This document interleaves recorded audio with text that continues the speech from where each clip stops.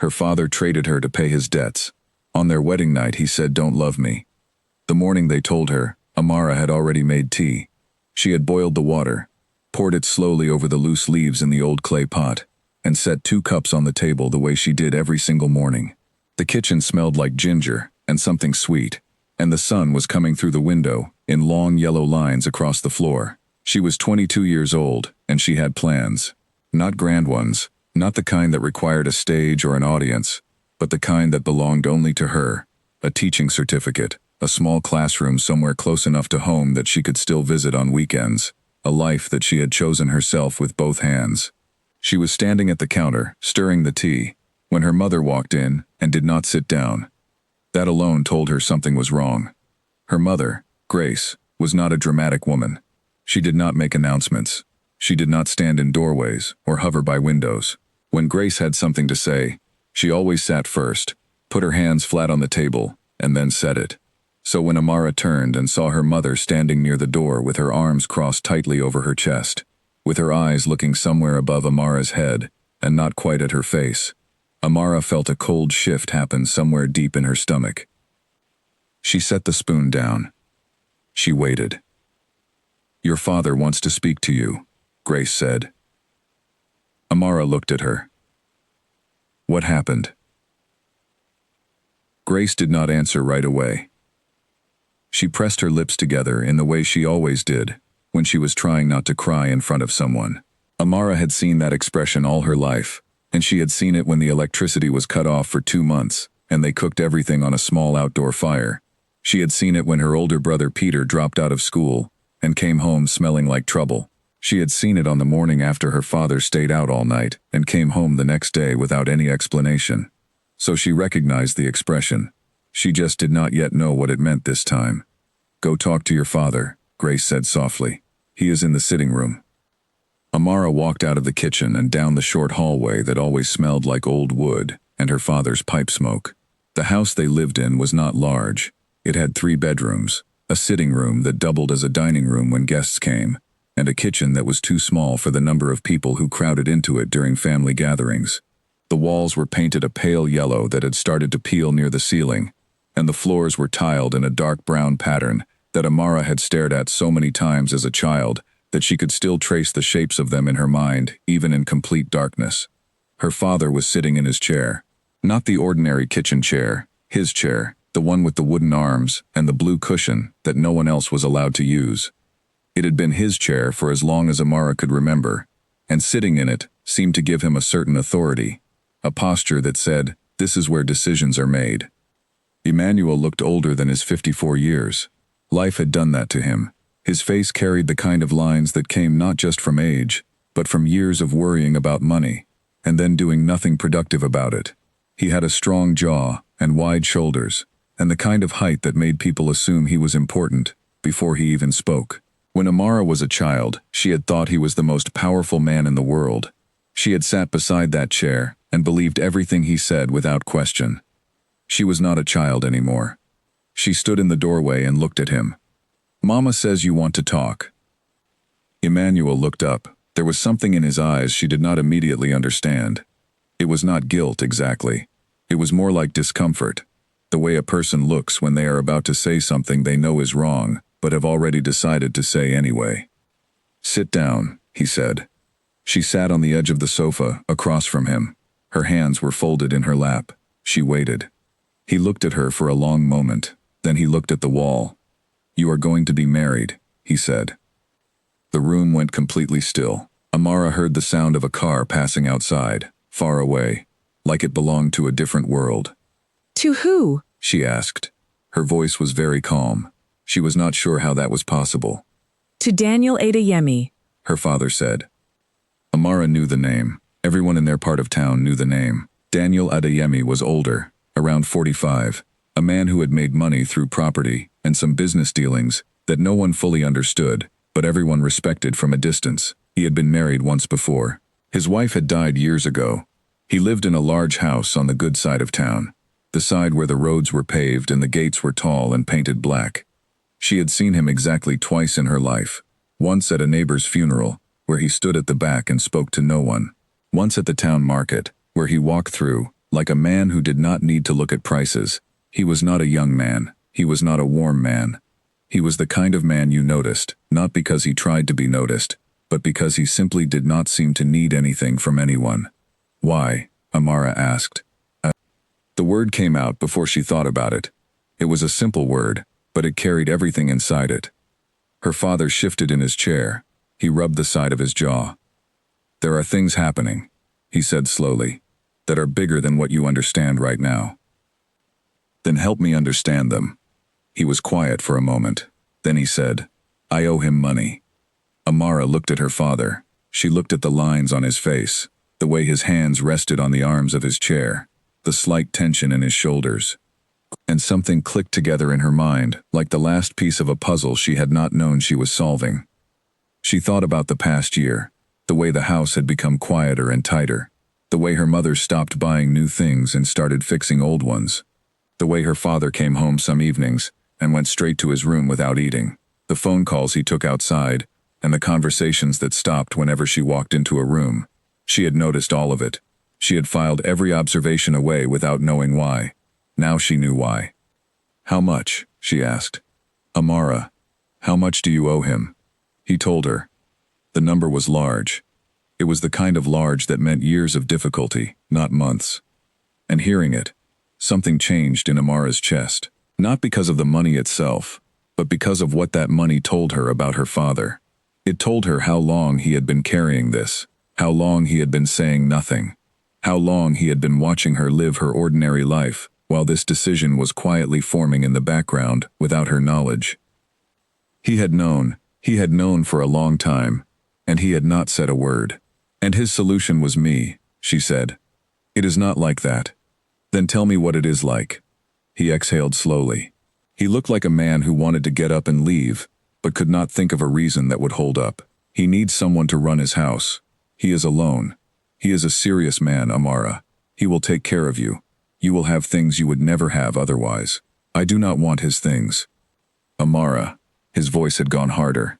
Not angry exactly, but with an edge to it. The kind of edge that meant he was running out of patience with a conversation he had already decided the outcome of. This is not something we are discussing. This is something that is going to happen. I am telling you now so that you have time to prepare. She sat there. She did not move.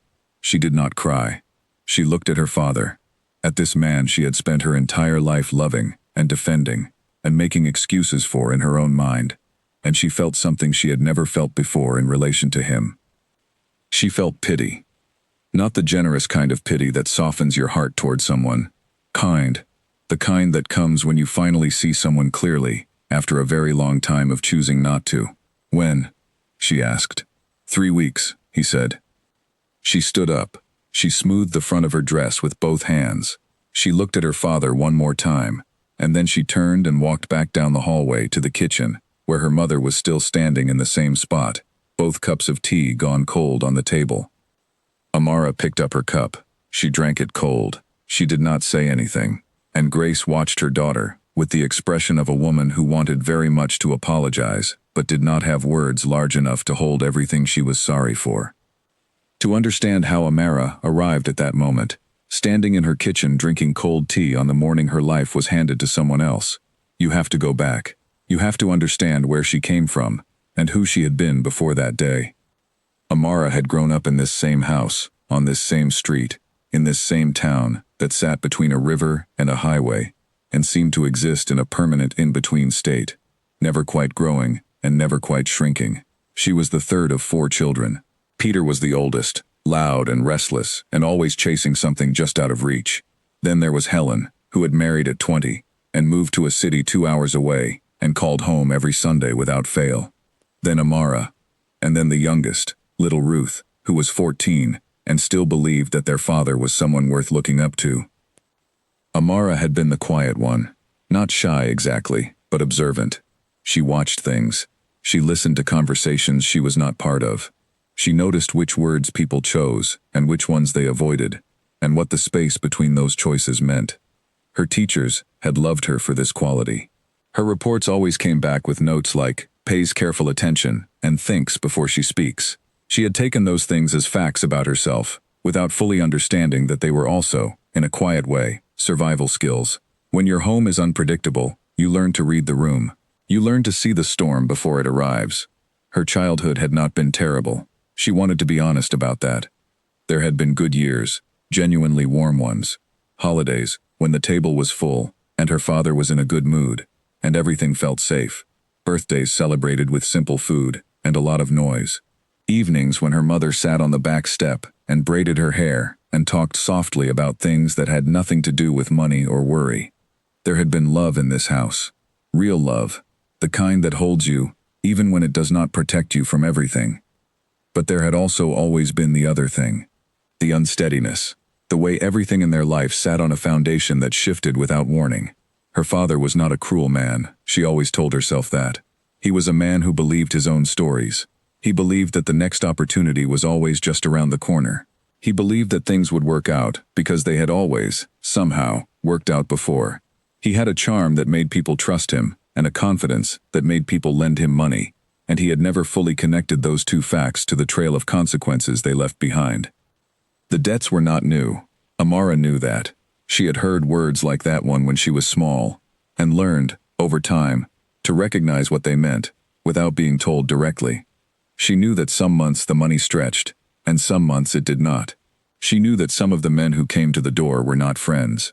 She had learned all of this the way children in uncertain households learn things, not from explanations, but from the texture of the silence around certain topics. What she had not known was the scale of this particular debt, and she had not known that her father had, at some point, looked at her and thought, "She can fix this." That was the part that stayed with her as the days passed after that conversation. Not just that he had agreed to give her to a man she barely knew, but that at some point in his mind, the idea had formed. He had looked at Daniel Adeyemi and his unpaid debt and his daughter, who was standing right there, and he had moved from one thought to the next, without what seemed like a great deal of difficulty. That transition, that ease, was what she could not stop thinking about. She did not tell her friends. She did not tell her sister. Helen, not yet, because Helen would call and cry, and say things that Amara was not ready to hear. She went about the next few days in a careful and ordinary way, getting up each morning, making tea, helping her mother in the kitchen, sitting with Ruth in the evenings, and listening to her talk about school. She carried the knowledge like a stone in her chest, heavy and permanent, and she did not show it on her face, because showing it would mean that other people would begin managing her feelings along with their own, and she could not carry that on top of everything else. On the fourth day, she went to see her friend Linda. Linda was one of those people who had a way of making any room feel smaller and warmer, simply by being in it. She had known Amara since they were both 8 years old, and she could read her in the way that only long friendships allow. Amara had barely sat down before Linda looked at her and said, "What happened?" Amara told her everything. She said it plainly, without stopping, like someone reading from a document. And when she finished, Linda was quiet for a moment. Then she said the most honest thing anyone could have said. "What do you want to do?" Amara had thought about that. She had thought about it for 4 days, without arriving at any answer that felt like it belonged to her. "I do not know yet," she said, "but I know I am not going to cry every day. I am not going to spend whatever time I have before this happens, sitting in a corner, feeling sorry for myself. I need to think clearly." Linda nodded slowly. And afterward, Amara looked at the window. The afternoon light was coming through the curtains in that soft, heavy way it does in the late season, when the air is thick and warm.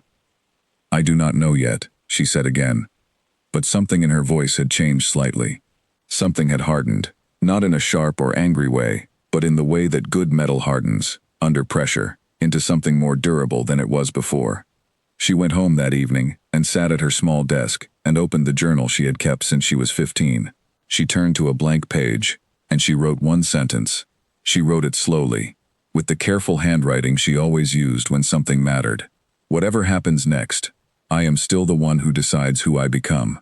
She closed the journal. She put it in the drawer beneath her socks and her folded scarves, and then she got up, went to the kitchen, and made dinner for her family, like she had done 1,000 times before.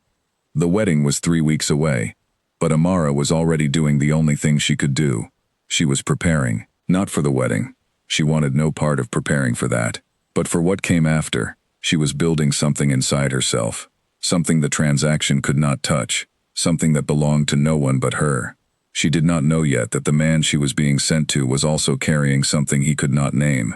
She did not know that the house she was walking toward was not a trap, so much as a sealed room, closed from the inside by someone who had long ago decided to stay in the dark. She did not know any of that yet, but she was the girl who noticed things, and she would. The story of Emmanuel and his debts did not begin with one bad decision. It never does with men like him. It began the way most long, slow disasters begin, with something small, almost reasonable, the kind of choice that looks fine in the moment, and only reveals its weight years later, when it is too late to put it down. Emmanuel had grown up the son of a man who worked in transportation, running a small fleet of buses between towns. There had been money in the family when he was young, not a great deal of it, but enough to give him the feeling of comfort, and more importantly, enough to give him the belief that money was something that arrived, something that showed up. It had always been there when he was a child, and somewhere in the back of his mind, even as an adult, he half believed it would continue to arrive, if he simply moved through the world with enough confidence. He had married Grace when he was 26, and she was 23. Grace was a steady woman from a working family. She had no illusions, and no tolerance for waste.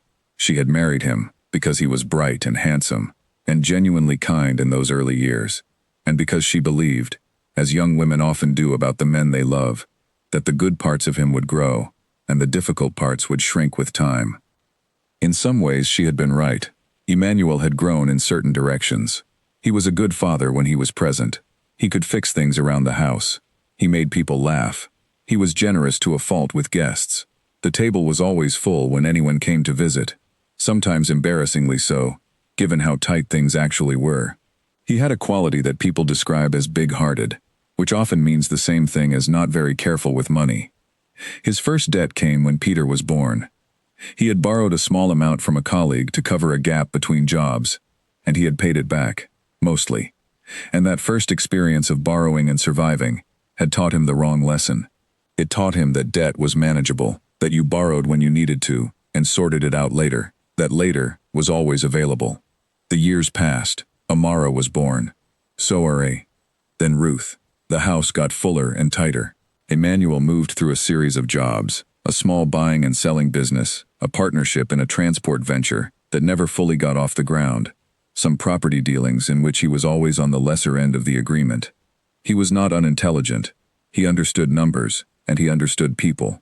What he did not understand was how to say no to himself, and that is a particular kind of intelligence that no one talks about enough. By the time Amara was in secondary school, the debts had become a background feature of the family's life. They were like the leaking roof patch that held most of the time, and only became urgent when it rained heavily. Grace managed the household with the efficiency of a woman who has learned to do more with less, and she did it without complaint, at least not the kind that was directed outward. The complaints she had were private, kept in the space behind her eyes and in the prayers she said each night before sleeping. Daniel Adeyemi entered the picture when Amara was around 19. Emmanuel had been introduced to him through a mutual acquaintance at a gathering of local businessmen. Daniel was the kind of man who made others feel important simply by listening to them, and he had listened to Emmanuel with what appeared to be genuine interest. They had talked business. Daniel had expressed mild interest in one of Emmanuel's ventures, a warehouse rental idea that had some logic to it. A small amount of money had changed hands, as a kind of investment, that should have been the beginning and the end of it. But Emmanuel, encouraged by Daniel's serious manner and confident reputation, had gone back. He had borrowed more, and then more. And then, when the warehouse venture stalled, and then failed quietly, the way half-formed plans often do, he had borrowed again, just to keep other things from collapsing. Daniel Adeyemi was not a loan shark. He was not a dangerous man in the way that word implies, but he was precise. He kept records, and he did not forget what he was owed. He had allowed the debt to grow because he was, in some private calculation, watching. He had done business long enough to understand that a man who borrows repeatedly and repays nothing is eventually desperate, and desperate people make agreements they would never consider otherwise. How long he had been holding this particular arrangement in mind, no one knew for certain. But when he had finally come to the house and sat in the sitting room and laid out the proposal to Emmanuel, his debt cleared in full, in exchange for Amara. He had done it without theatrics, without cruelty, with a directness that was somehow more unsettling than anger would have been. He had presented it the way you present an invoice. These are the numbers. This is what I am offering. Here is how it would work. What Amara never learned, not for a very long time, was that Daniel had met her once before. Not in passing at a market, not from a distance at a funeral. He had come to the house one afternoon about a year before the proposal, supposedly to discuss business with her father.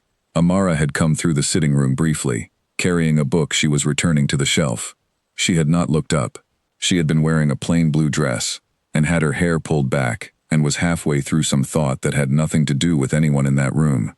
Daniel had watched her for the 10 seconds she was in the room, and then he had gone back to his conversation with her father. He had not said anything. He had not indicated anything, but something had been noted, filed, and placed somewhere in the back of his mind, which was a very organized and very quiet place. This is not a romantic detail. It is not meant to soften what happened. What happened was still what it was, but it gives a fuller picture of the man Amara was being sent to, a man who was not impulsive, who did not act without calculation, who had looked at the situation and made a decision he believed he understood completely. He was, in this, both right and wrong, but that part comes later. After Amara was told, after those 3 weeks began ticking down, the house changed in texture. It is hard to explain exactly how, but anyone who has lived in a family home during a significant and unhappy event knows what it means when the air itself seems to carry weight.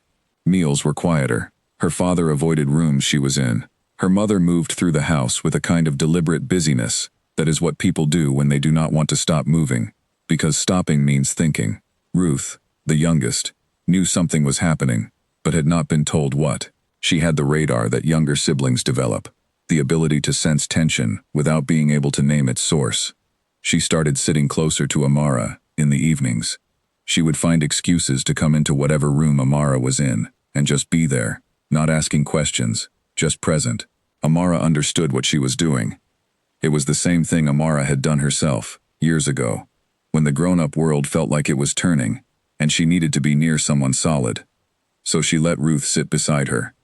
They watched television together without talking much. Sometimes Ruth fell asleep against Amara's shoulder, and Amara would sit very still, so as not to wake her, staring at whatever was on the screen, and thinking thoughts she did not allow to become fully formed. Helen called. Somehow she had heard from their father, not everything, but enough. She called on a Tuesday evening, and Amara answered, and could tell from the first second of silence that her sister already knew. "Amara," Helen said. "I am fine," Amara said. Which was not entirely true, but was not entirely false either. "You do not have to." "I know," Amara said. "Let's not do this right now." Helen was quiet for a moment. Then she said, "Are you sure?" Amara thought about it honestly. "I am sure that I am not going to fall apart," she said. "I am not sure about anything else, but that part I am sure of." There was a pause. Then Helen said quietly, "You are the strongest person I know." Amara said nothing. She was not sure that strength was the right word for what she was doing. Strength was something you chose. What she was doing felt less like a choice and more like a refusal. A deep and absolute refusal to be destroyed by something she had not chosen and could not control. The preparations for the wedding were managed largely by her mother and a couple of aunts who came to help. Amara participated minimally.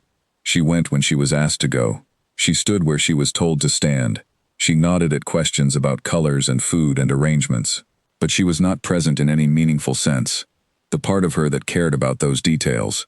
The part that would have loved, under different circumstances, to plan a celebration with people she had chosen. That part was somewhere else entirely. It was reading. It was writing in her journal.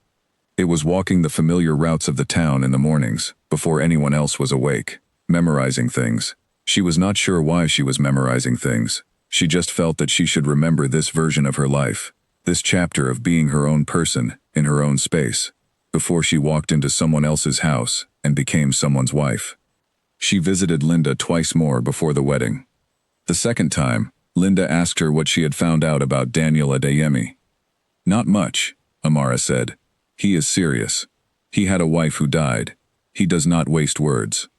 "Are you afraid of him?" Linda asked. She was the kind of friend who asked the questions other people were too careful to ask, and Amara valued her for exactly that reason. Amara considered this. She was quiet for a moment, genuinely searching for the honest answer. "I am not afraid of him exactly," she said slowly. "I am afraid of becoming invisible. I am afraid of walking into that house and turning into someone who does not exist anymore." Linda looked at her. "Then don't," she said simply. It was not advice. It was not a plan. It was just 3 words. But they landed somewhere in Amara, and stuck, the way simple, honest things sometimes do when you are surrounded by complexity. Don't. A simple instruction directed at a future version of herself. Stay visible. Stay present. Stay you. Whatever that house turned out to be, whatever the man turned out to be, do not let it swallow what you are. The days ran out, the way days do, when you want more of them. She spent the last evening at home, sitting on the back step with her mother, the way Grace used to sit with her when she was small. They did not talk about the wedding, or about Daniel, or about any of it. They talked about small things. They talked about the neighbor's new fence, and whether the mango tree in the side yard would give fruit this year, and whether Ruth's teacher was as strict as she claimed. And under all of that easy conversation was something that did not need to be said, a thing that was present between them, like the sound of breathing in a quiet room. Amara went to sleep that night in her own bed for the last time. She looked at the ceiling, the same ceiling she had looked at her entire life, and she thought, almost neutrally, about what tomorrow would bring. The ceremony, the new house, the stranger who had agreed to take her as payment for her father's choices. She did not sleep easily, but she slept. And in the morning, she woke before her alarm, already dressed inside her mind for what was coming, already holding herself together in that way she had been practicing without knowing it for her entire life. The room smelled like home. She breathed it in once, fully, and held it. Then she got up. The morning of the wedding arrived without ceremony. There was no dramatic weather, no sign from the sky, no moment where the world paused to acknowledge what was happening. It was an ordinary morning in every external sense, a yellow sun coming up over the rooftops, the smell of cooking from neighboring houses, birds doing what birds do, without any concern for the events of human beings below them. Amara was already awake when her Aunt Nora knocked on the bedroom door at 6 in the morning. Nora was her mother's older sister, a woman of great practical energy and very few soft edges.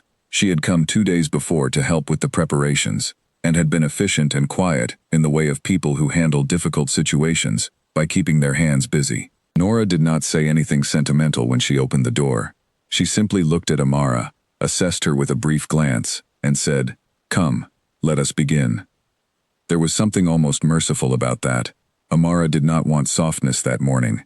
Softness would have broken her open. What she needed was structure, purpose, a sequence of tasks to move through, and Nora provided exactly that.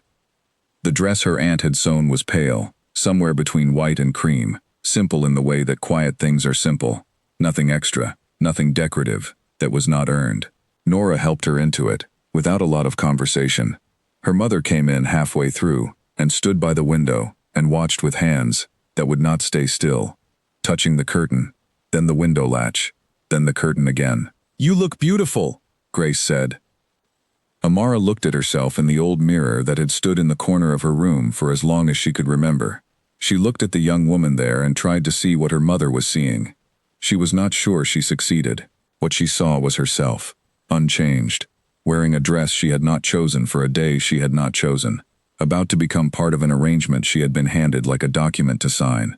But she also looked steady. She would give herself that. She looked steady. "Thank you, Mama," she said. The house filled up in the hours that followed. Relatives she saw rarely, and neighbors she knew by sight, came through in a stream of voices and movement. Food was being prepared in the kitchen. Someone had arranged flowers near the front door. The sitting room had been cleared of its usual furniture and rearranged with chairs along the walls, the way it was done for important events. Amara moved through all of it in a kind of controlled stillness, greeting people, accepting their hands and their good wishes, saying thank you, in a voice that was steady and unremarkable. She watched the faces of the people around her. Some of them smiled at her genuinely, warmly, the kind of smiles that meant they were happy for her in the way people are happy for a bride, without thinking too hard about the specific circumstances. Others had something different in their expressions, something more careful, an awareness that sat just behind the surface of their pleasantness. These were the ones who knew the situation more closely. These were the ones who understood why this wedding was happening, even if they said nothing about it. None of them spoke about it. That was the agreement, unspoken and absolute. Today was a wedding, and it would look like one. Linda came. She arrived early and went directly to Amara's side and stayed there for most of the morning. She did not say much. She did not need to. Her presence was the thing, the solid fact of someone who knew everything and was standing next to her anyway. Amara was grateful in a way that she could not have expressed properly in words. Daniel arrived just before the ceremony was to begin. Amara heard the sound of a car on the street, heard the shift in the murmur of the people outside, and knew without being told that he was there. She was in the bedroom still, with Linda and Nora and 2 of her cousins, and she sat on the edge of the bed and took 3 slow breaths. "Are you ready?" Linda asked quietly. Not the kind of question that expected an honest answer, the kind that says, "I am right here, whatever you say." "Let's go," Amara said. She walked out of the bedroom, and down the hallway, and through the door, and into the sunlight, and for the first time that day, she saw him. Daniel Adeyemi was standing near the far side of the arranged space, speaking quietly to one of the men beside him. He was tall, broad-shouldered, wearing clothes that were clean and well-fitted, without being elaborate. He was, objectively, a man who took care in how he presented himself, not out of vanity, but out of a kind of precision. Everything about him was precise. His posture, the way he held his hands at his sides, the angle at which he was listening to the man beside him. He was not smiling, but he did not look unhappy. He looked, if anything, like a man attending a meeting he had prepared for. Then he turned and saw her. He looked at her for a moment, just a moment. Then he turned back to the man he had been speaking with and said something brief and finished the conversation. Amara filed that away. She filed everything away. The ceremony was traditional in most of its elements. There were prayers and words spoken by the elder who had been asked to officiate. There were customs observed, the kinds of rituals that tie a person to history and community, even when the specific occasion feels wrong. Amara went through each one with care and attention. She was present in her body. She did not detach or float away. She looked at things directly. The fabric of the chair beside her, the faces of the people watching, the pattern of shadow on the ground beneath the shade of the big tree at the edge of the yard. She did not look at her father often, but she looked at him once. He was standing near the edge of the gathering, a little apart from the others, and when her eyes found him, he was not looking at her. He was looking at the ground. His hands were at his sides, and his shoulders were slightly curved inward, and in that posture, she saw something she had not expected to see. She saw that he could not look at her, not on this day. Whatever he had told himself in private about this arrangement, whatever justifications he had built like walls around his decision, they were not holding quite so well here in the open, in front of his daughter in a pale dress, on the day he was watching his debt be paid. She looked away from him. She filed that away too. When the ceremony was done, and the gathering moved toward food and conversation, Amara stood near the edge of things, and breathed. It was done. She was, on paper, a wife. In a few hours, she would leave this house and go to a house she had never been inside, and she would begin a life she had not agreed to, with a man she did not know. She found her mother in the kitchen. The room was crowded and warm, and smelled of all the things that had been cooking since early morning. Grace looked up when she saw Amara, and they looked at each other across the noise and the steam and the movement of bodies. Grace crossed the room to her. She took Amara's face in both hands, something she had done when Amara was very small, when she had fallen or been frightened and needed to be steadied, and she held it there for a moment. "You are my daughter," Grace said. She said it quietly, almost to herself, as if she needed to hear it out loud. "No matter where you are my daughter."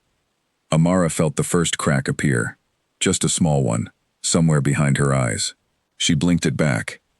"I know, Mama," she said. She hugged her mother once, briefly and completely, the way you hold on to something before you let go. Then she stepped back. The afternoon moved toward evening. The guests began to thin.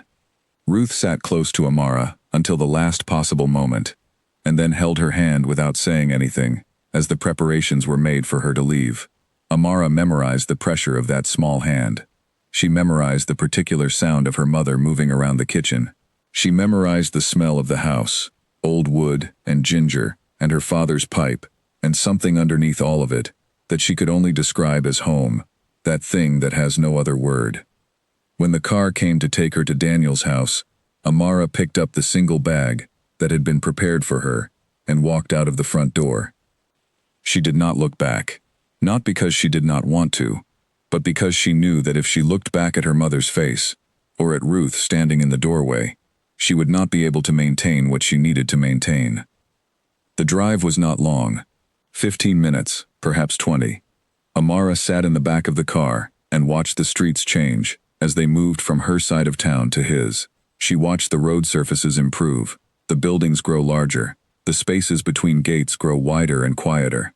She watched it all carefully, precisely, storing information the way she always stored information, as if she were preparing for an exam whose questions she had not yet been told. The car stopped at a gate that was exactly as she had imagined, tall, black, and newly painted. A security guard opened it from inside. The car moved through and down a short driveway and stopped in front of a house that was large and well-maintained and completely still. No lights blazing in welcome, no staff waiting at the door. Just the house, sitting there in the early evening light with its high walls and its closed curtains and its feeling of absolute quiet. Amara stepped out of the car. She stood on the driveway with her bag at her feet and looked at the house. She breathed in the air, which was different here, cooler, less crowded, without any of the smells she associated with her old neighborhood. And then the front door opened, and Daniel Adeyemi walked out and stood on the step and looked at her. And she looked at him. Two people who had been arranged by someone else's problem, standing in a quiet driveway at the end of a day that had brought neither of them anything they would have asked for. "Come inside," he said. She picked up her bag. She walked forward. She crossed the threshold of the door he held open, and she heard it close behind her. That sound, the quiet click of a door settling into its frame, was the beginning of everything that came next. The inside of the house was nothing like Amara had expected, and yet it was exactly what the outside had prepared her for. It was orderly. Everything in it was in its correct place, arranged with a precision that had nothing sentimental about it, and everything functional. The furniture was good quality, not showy, not designed to impress guests, so much as chosen to last. The floors were polished tile, cool underfoot even through the thin soles of her shoes. The walls were painted in a shade of white, so careful it was almost gray. There were no personal photographs. No decorative things placed here and there the way most people fill their homes with evidence of themselves. It was a house that told you very little about the person who lived in it. Amara took it in quickly, the way she always took things in, not staring, not making it obvious, just receiving. A woman appeared from the direction of what Amara guessed was the kitchen. She was middle-aged, small, with the efficient movements of someone long accustomed to managing a house. Daniel introduced her briefly. "This is Mrs. Olu," he said. "She manages the house. She will show you your room and help you settle in." Amara noticed the phrase, "your room," not "our room." She noted it without reaction. "Thank you," she said to Mrs. Olu. Mrs. Olu nodded and gestured for her to follow. Amara followed. They went up a short flight of stairs and down a corridor, and through a door, into a room that was large and clean, and furnished with the same careful quality as everything else in the house. There was a bed, properly made. There was a wardrobe, empty and waiting. There was a window with curtains drawn, and when Amara crossed to it and pulled them open slightly, she could see the garden below, which was dark now, just the suggestion of shapes. "The bathroom is through that door," Mrs. Olu said, indicating a door to the right. "Dinner will be ready in 1 hour. I will knock." "Thank you," Amara said again. Mrs. Olu left. Amara set her bag on the floor and sat on the edge of the bed. The room was very quiet, not unpleasant, not cold in any threatening way, but quiet in the specific way of spaces that have been empty for a long time. It felt like a room that had been prepared, but had never truly been inhabited, like a stage set between performances. She sat there for a while, and she let herself sit. The day had been long, and she had held herself upright through every minute of it, and now she allowed her shoulders to drop just slightly, just enough to feel what she was carrying. She did not cry. She had decided, somewhere around day 2 after her father's announcement, that she would not spend her private moments in this house weeping. Not because grief was wrong or weakness, but because she knew that once she began, she might spend too long in it, and she did not have the luxury of being lost. She needed to be found. She needed, always, to know exactly where she was, and what was around her, and what the options were. Crying was something she would allow herself later, in measured and private moments, but not as a general state of being. After about an hour, Mrs. Olu knocked. Amara went downstairs. The dining room was a formal space with a long table that seated more people than lived here. 2 places had been set at one end. Daniel was already seated when she came in, and he stood briefly when she entered, a gesture she had not expected, and then sat again as she took the chair across from him. The food was good. Mrs. Olu had cooked carefully and generously, and Amara ate without pretending not to be hungry, because she was, genuinely, hungry. She had barely eaten all day. Daniel ate in the measured way of someone who regards food as fuel rather than pleasure, but he ate what was in front of him. They said very little during the meal. Please pass that. Thank you. The food is very good. Small. Necessary words that kept the silence from becoming hostile, without attempting to fill it with anything false. When they were done, Mrs. Olu came to clear. Amara helped, instinctively. She was not someone who could sit while someone worked around her. And Daniel watched this with an expression she could not read. Afterward, they moved to the sitting room. It was more comfortable than the dining room, with 2 large chairs arranged near a window and a low table between them. Daniel sat in one. Amara sat in the other. Outside, the garden was completely dark now. And he looked at her. She looked at him. She waited for him to speak, because it seemed like something was coming, something deliberate. "This is not a situation either of us asked for," he said. "No," she agreed. "I want to be clear with you about something," he said, "from the beginning." "All right," she said. He was quiet for a moment, not searching for words. The words were clearly already there. He was deciding something about how to say them. "I am not a man who will pretend," he said finally. "And I will not ask you to pretend. What this is what it is. A practical arrangement. I needed someone to manage this household. Your father owed me a debt. This was the solution that was found." Amara looked at him steadily. "I know what it is," she said. He nodded once. Then he said the thing that she would carry with her for a very long time afterward. He said it simply, without decoration, without apology. "Don't love me," he said. She sat very still. "I am not saying this to be unkind," he continued, in the same level tone. "I am saying it because I am not a man who can offer that. And I think it is better for you to know that now than to find out later. I will not be cruel to you. I will provide for you properly. But I want you to understand that this," he gestured, a small movement that seemed to indicate the room, the house, the arrangement, "is what it is. It is not more than that." Amara looked at this man, this careful, contained, precise man, and she thought about all the ways a person could have delivered that message. He could have been cold about it. He could have been dismissive. He could have said it with contempt or indifference, or the particular nastiness of someone who wants to make sure you know your place. He had said none of those things. What he had said was almost gentle, in the way that honesty can be gentle when it is delivered without ego. She thought about what to say. She thought about whether to be angry, because she had a right to be. She thought about whether to say something sharp, something that would establish that she was not a person who could be summarized and dismissed in a quiet sitting room, while the garden sat dark outside the window. And then she said the thing that was simply true. "I appreciate you telling me," she said. He looked at her. Something crossed his face. She thought, very briefly, that it might be surprise. Then his expression returned to its careful neutral. "You should get some sleep," he said. "It has been a long day." She stood up. She looked at him once more. This man who was her husband on paper, and a stranger in every other sense. And something stirred in her. Not tenderness, not attraction, not even anger, exactly. Something more like recognition.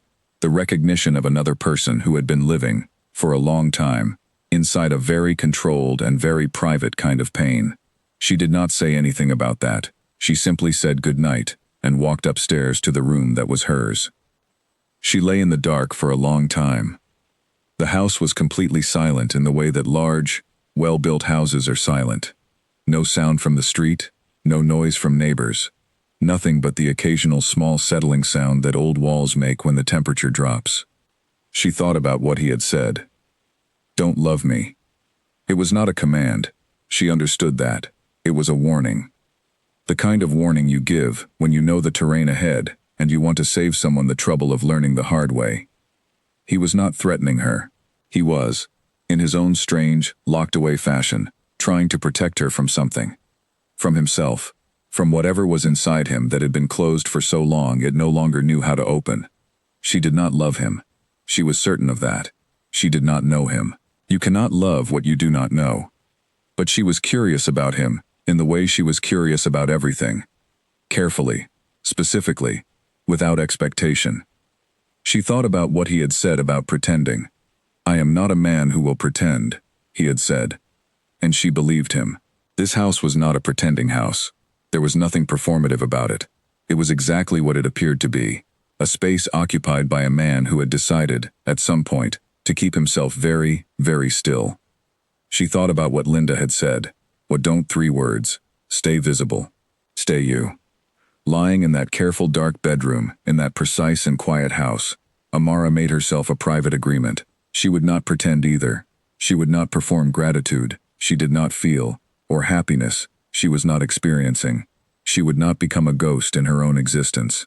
And she would not make the mistake of thinking that the instruction she had been given tonight, don't love me, was something to be simply obeyed without examination. She did not intend to love a man she did not know, but she intended to understand him. That was different. That was something he had not asked her not to do. The house breathed around her, in its deep quiet. Somewhere outside, something moved in the garden. Amara listened to it for a moment, that small sound in the dark, and then she closed her eyes. Tomorrow, she decided, she would begin to learn this place. She would open every window in her thinking and let it in, and she would pay attention. She would notice. She was very good at noticing. Sleep came slowly, and then completely, and she let it take her. She woke to a silence so complete it felt like a held breath. For the first 3 seconds, she did not remember where she was. She saw the ceiling, not her ceiling, and felt the particular unfamiliarity of a bed that was not hers. And then everything came back in a quiet, organized sequence. The wedding, the drive, the quiet house, Mrs. Olu, the sitting room, and the 2 chairs, and the man with the level voice who had told her not to love him. She lay still for a moment. She took inventory of herself, the way she had started doing as a habit since her father's announcement. She checked what she was feeling. She gave it names when she could find them. Right now, tired, in the way that goes deeper than sleep can fix. Alert, in the way of a person in a new environment who is still mapping it. And underneath those things, something smaller and more persistent. The particular loneliness of being in a place that has no trace of you in it. She got up. She used the bathroom, which was large and clean and stocked with things she had not packed. Someone had anticipated her needs in an impersonal and efficient way. She dressed in something simple. She looked at herself in the bathroom mirror briefly, and then went downstairs. Mrs. Olu was already in the kitchen. The sound and smell of it, coffee, bread warming, was the most familiar thing Amara had encountered in this house so far. She stood in the doorway of the kitchen and said good morning. Mrs. Olu turned. Good morning. Breakfast in 30 minutes. You can sit in the dining room. Can I help? Amara asked.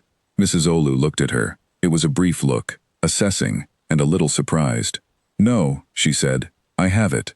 Amara nodded and went to the dining room. Daniel was not yet downstairs. She sat at the same place she had sat the night before, and looked at the room in the morning light. It looked slightly different in daylight, less formal somehow, the way rooms always shift when the sun comes in and softens their edges. Through the window at the far end, she could see a portion of the garden, which turned out to be larger and better kept than she had glimpsed the night before. There was a wall of green along the back, thick and well trimmed, and in the center of the visible space, there was a wide stretch of lawn, and something that might have been a small path. She was looking at the garden when she heard footsteps on the stairs, and then Daniel came in. He was dressed for the day already, pressed, composed, the same quality of careful precision she had noted about him from the first moment. He sat at his place at the head of the table and said good morning, in a voice that was neutral and awake.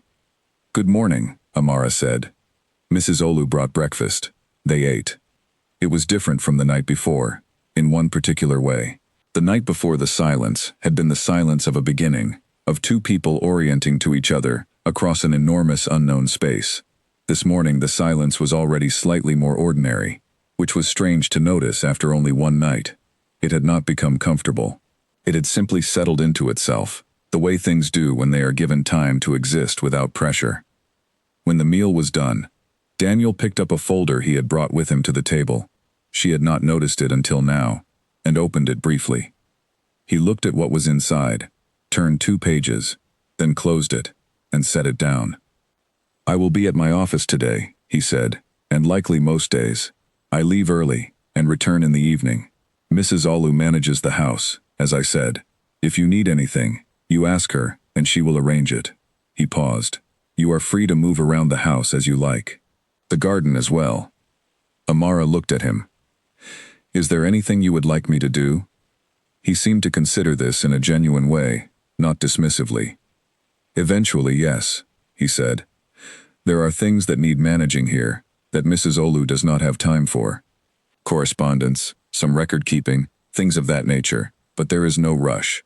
Settle in first." She nodded. She watched him pick up the folder again. Then she asked, before she had entirely decided to ask it, "Do you have books?" He stopped. He looked up from the folder. "What kind?" he said. "Any kind," she said. He was quiet for a moment. "The room at the end of the corridor, downstairs," he said. "The door on the right, there are books in there." "Thank you," she said. He looked at her for a moment longer than seemed necessary, then he went back to his folder. That afternoon, while the house was quiet, and Daniel was at his office, and Mrs. Olu was managing whatever Mrs. Olu managed in the hours between meals, Amara found the room at the end of the corridor. It was a study, or it had been a study. It was the kind of room that gives the impression it was once used regularly, and has been gradually used less and less, until it has become more of a storage space for the evidence of a former version of someone's life. There were books on shelves that covered 2 full walls, and they were organized. This was not a house where things were left in disorder, but there was dust on the shelves that had been there long enough to settle into a kind of permanence. There was a desk against one wall, with an old leather chair behind it. There was a lamp that worked when she tested it. The room smelled like paper and something closed up, old air that had been held too long. Amara stood in the middle of it and looked at the shelves. The books were varied: novels, histories, textbooks in economics and law, biographies, a collection of geography that seemed particularly well organized. She walked slowly along the shelves and let her fingers hover just above the spines without touching. Then she chose one. She pulled it from the shelf. It was a history of trade routes, thick and dense, not what she would have chosen for pleasure, but chosen almost as a test, to see how her mind was working today. And she carried it to the leather chair, and she sat down, and she opened it. She read for 3 hours. In those 3 hours, the particular quality of the house changed slightly for her. Not its character, not its strangeness, but her relationship to it. She was doing something she had always done, in a chair in a room that no one was using, and the doing of that ordinary thing in this unordinary place made her feel, for the first time since walking through the front door, that she existed here, that she was not just an arrangement but a person, present in her own right. When she heard Mrs. Olu moving in the kitchen, preparing the evening meal, Amara closed the book and marked her page with a slip of paper she found in the desk drawer. She put it back on the shelf, exactly where she had found it. Then she went to help with dinner, and Mrs. Olu allowed her to help this time, setting the table and filling the water glasses. When Daniel came home that evening and saw the table set and Amara standing near the kitchen doorway rather than already seated, something shifted in his expression, in a way she almost missed. Almost, but not quite. They ate dinner. They said the small things. The evening moved the way evenings do, when two people are navigating shared space carefully. But there was something different in the room this night, and Amara noticed it. It was subtle.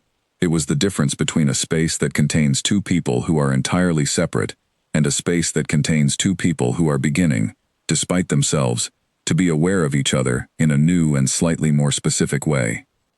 She could not have said what changed it, exactly. Perhaps nothing. Perhaps it was just the second day, and second days in any situation carry their own particular adjustment.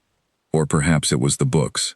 Perhaps it was the fact that she had walked into the room that had been closed, and sat in the chair that had not been sat in, and chosen a book, and read it, and put it back exactly where it had been.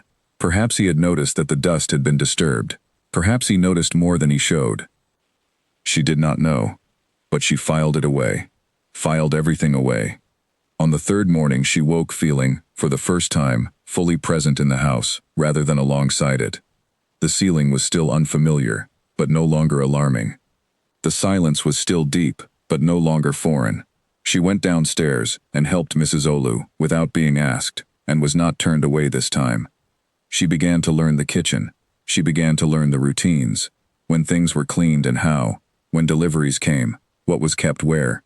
She began to learn the small practical logic of this particular household, which had its own particular way of doing things, inherited partly from Mrs. Olu, and partly, she suspected, from the habits of a man who had been alone long enough that his preferences had simply become the rules. She was learning the house the way she had always learned things, carefully, systematically, without asking more questions than necessary. What she was also doing, though she was not yet entirely conscious of it, was learning the man. She was learning him from evidence rather than from conversation. She was learning him from the books on his shelves, and the way he ate, and the hour at which he left in the morning, and the hour at which he returned. She was learning him from the single photograph she found in the study, tucked into the back of a desk drawer while she was looking for a pen, a photograph of a young woman who could only have been his wife, slight and smiling, caught in a moment of genuine and unguarded joy. And the way the photograph was not on display, but not destroyed either. Kept, tucked away, present, but not visible. She put it back exactly as she had found it, and she carried that detail with her carefully, the way you carry something fragile. She was in a house with a man who was grieving. She had not known to name it that way before. But that was what she was seeing. Not coldness, not cruelty, not the posture of someone who felt nothing. The posture of someone who felt a great deal, and had made the decision, a long time ago, to keep all of it in a room that was never opened. This did not change anything about the situation.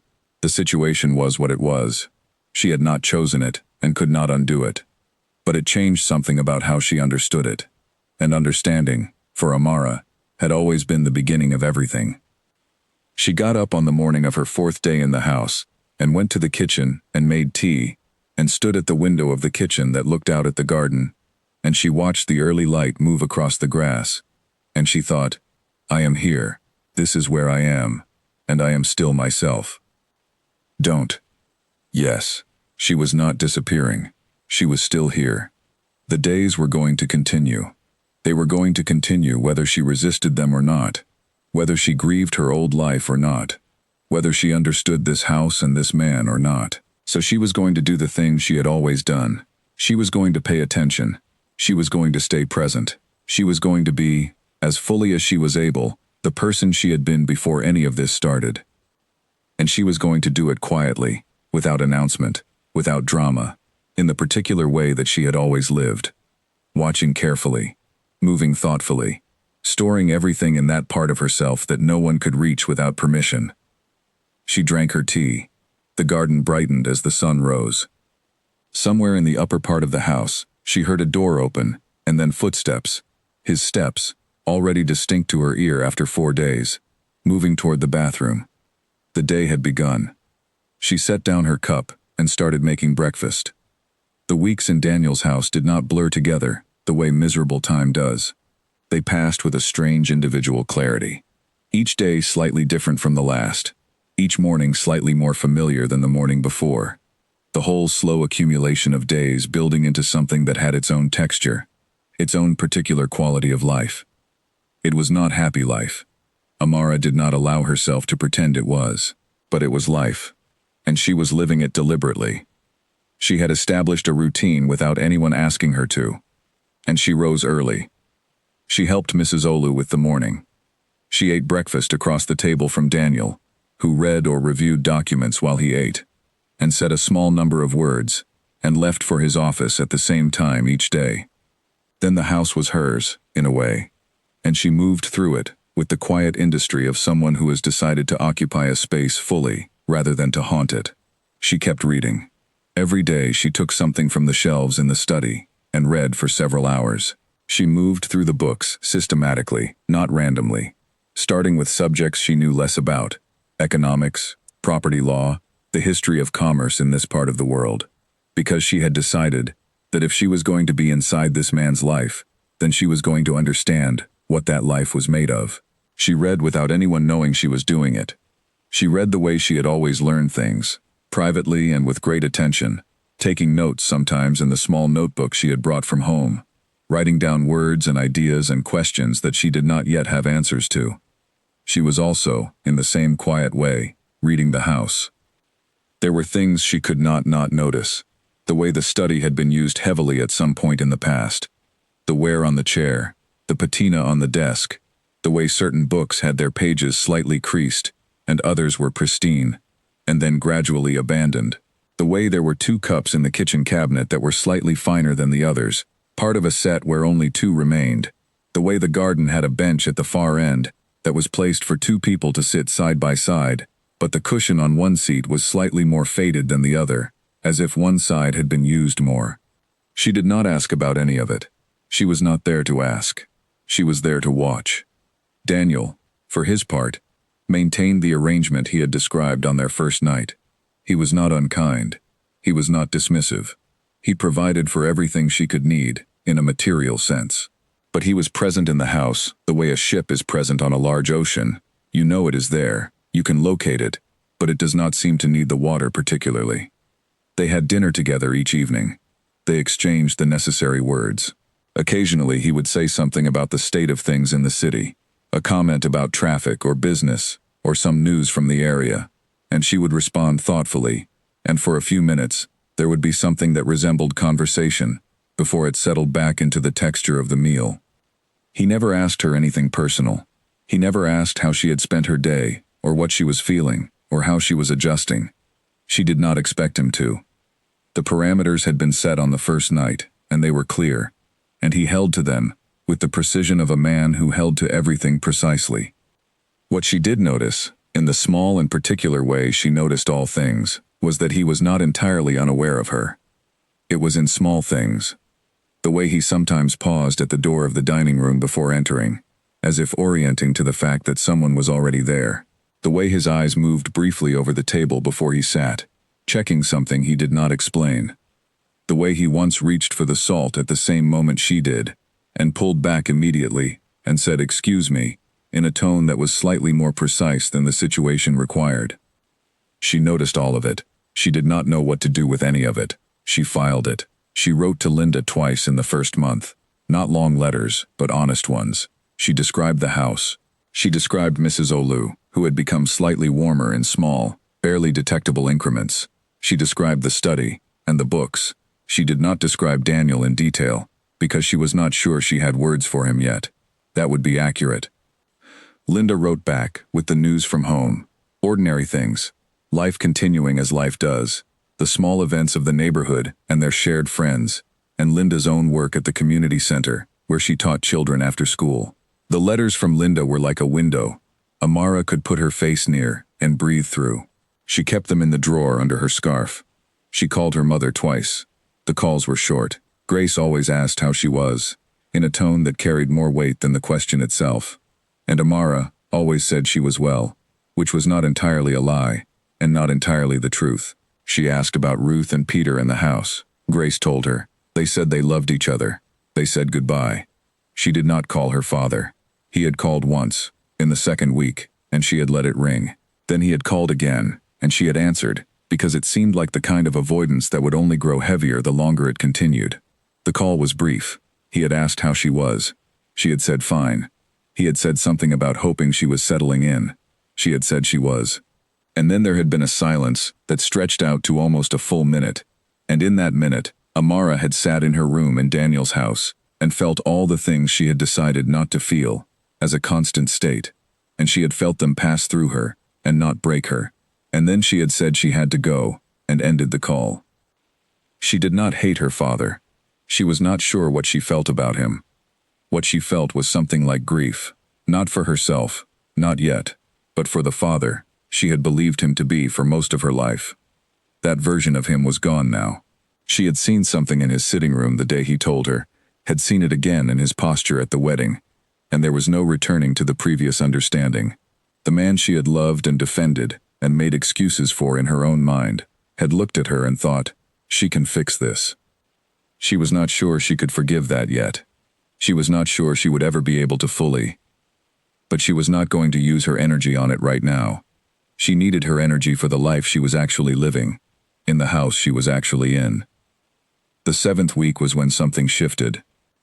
It was a Wednesday evening. She had spent the afternoon in the study, reading an economics text that was heavy-going but rewarding, and she had pulled a notebook from the desk to write something down, and had accidentally knocked a stack of other papers to the floor. She had gathered them up quickly.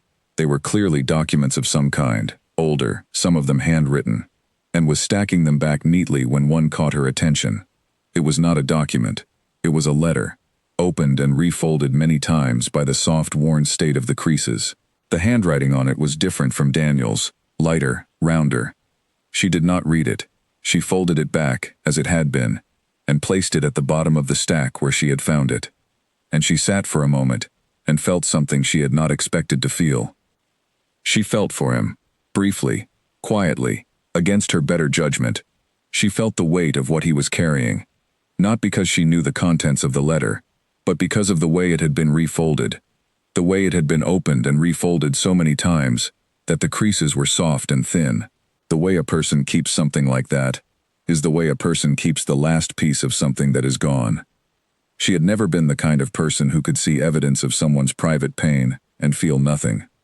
It was inconvenient information. It did not help her in any practical way. It did not solve anything about her situation, but she carried it the way she carried everything, carefully, without announcing it, filing it in the part of herself that was building a picture of this man piece by piece, from everything around her, rather than from anything he had said. He came home that evening at the usual time. They ate dinner, the usual words, the usual silence. But partway through the meal, he looked up from his plate and said, "You are in the study a great deal." She looked at him. "Is that a problem?" "No," he said. "I am asking what you are reading." She told him. She told him the title, and the author, and what section she was in, and she watched his face as she said it, and what she saw there was something she had not seen from him before, in any of their interactions. It was interest, actual, specific, unperformed interest. "That is not an easy book," he said. "No," she agreed, "but it is clear, once you find the logic of it." He was quiet for a moment. "What logic have you found?" she told him. She spoke for about 2 minutes on the particular argument the author was making in the chapter she had been reading, and Daniel listened. He listened in the way she had come to understand was his particular way, completely, without his attention drifting, without interrupting, with the quality of someone for whom listening was a serious activity. When she finished, he was quiet again, and then he said, "You have read that chapter better than I did the first time." She did not know what to say to that, so she said nothing. She picked up her fork and continued eating. But something had changed. She could feel it in the air of the room. It was small, barely measurable, like the difference in temperature you feel when you walk from shade into a patch of sunlight and it has not fully warmed you yet, but you can feel it coming. They did not speak much more that evening, but when she said good night and went upstairs, she heard him go back toward the study, which was unusual. She had never heard him go to the study in the evenings. She did not know what he was doing in there. She got into bed and lay in the dark. The house had its usual deep quiet, but it felt, very slightly, like a different kind of quiet. Not the quiet of two people entirely separate from each other. The quiet of two people who were still far apart, but had, for a moment, occupied the same space in a more specific way than usual. She stared at the ceiling. She thought about the letter she had not read, and the photograph she had found, and the books on the shelves, and the faded cushion in the garden, and the two fine cups, and the study that smelled like someone who had once loved being inside it. She thought about what it takes to close yourself, how much it costs, how long you have to decide to pay that price before it stops feeling like a decision and starts feeling like just the way you are. She thought about whether that was something that could be undone. She did not form an opinion about that. She simply thought about it. In the dark, in the careful and thorough way she thought about everything. Outside, the garden was silent. No wind, no sound from the street. Just the house, breathing quietly around her. She closed her eyes. She thought, I have been here 7 weeks. I have read 12 books. I have learned the routine of this house. I have mapped every room. I have paid attention to everything within reach. I have not yet found the thing that will tell me who I am supposed to be here. But she was not discouraged by that. She had never been in a hurry in the important ways. She was a person who watched, who waited, who found things not by looking directly at them, but by looking just to the side, in the way you find stars in the dark, not by staring at them, but by letting your eyes settle into the space just beside them, and letting them appear. She would keep watching. She would keep paying attention. She would keep reading his books in his study, and eating across his table, and learning the language of this particular house. And something would become clear eventually. It always did, for people who were willing to look. The evening she found the photograph of his wife, Amara did not sleep until very late. She lay in the dark thinking not about herself, not about her own situation, but about what it meant to love someone so completely that you built a room in yourself that looked exactly like them, and then, when they were gone, simply sealed that room and refused to open it again. She was thinking about this, not because she sympathized with Daniel in any simple or uncomplicated way. The situation was what it was. He had participated in something that had taken her choice away. She did not forget that.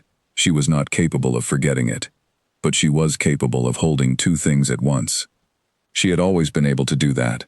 To see the wrong of a thing, and also the human inside the person who had done it, without letting the second excuse the first. It was a quality that had sometimes felt like a burden. This inability to flatten people into one dimension. Daniel was not one-dimensional. That was becoming increasingly clear. In the days that followed the dinner conversation about the book, something shifted in the air of the house, in a way that was nearly imperceptible, but entirely real. They did not become friends. They did not begin to talk freely, or laugh, or share things the way people who know each other well do. What happened was smaller than that. What happened was that the silence between them acquired a slightly different texture. It was no longer the silence of two people who are pointedly not engaging with each other.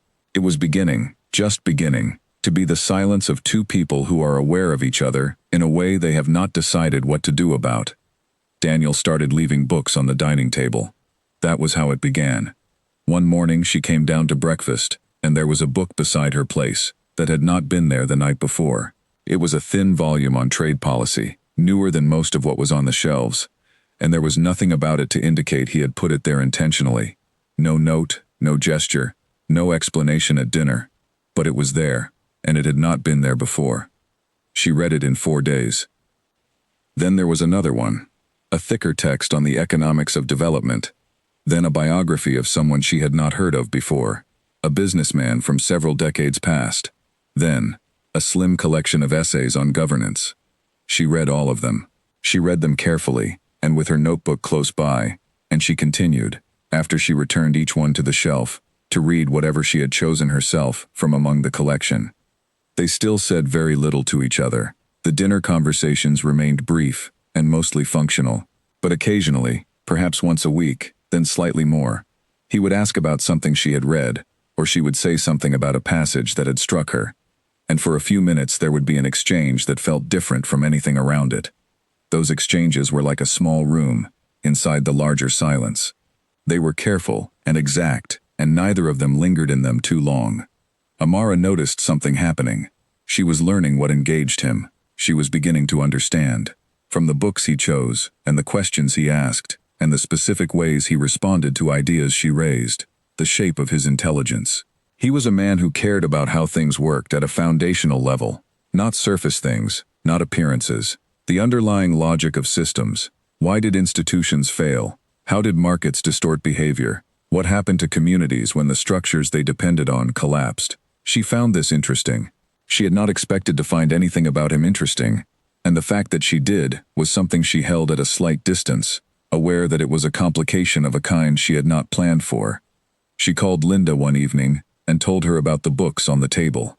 Linda was quiet for a moment and then said, "That is curious." "It is not romantic," Amara said immediately. "Do not make it romantic." "I am not making it anything," Linda said. "I am just saying it is curious."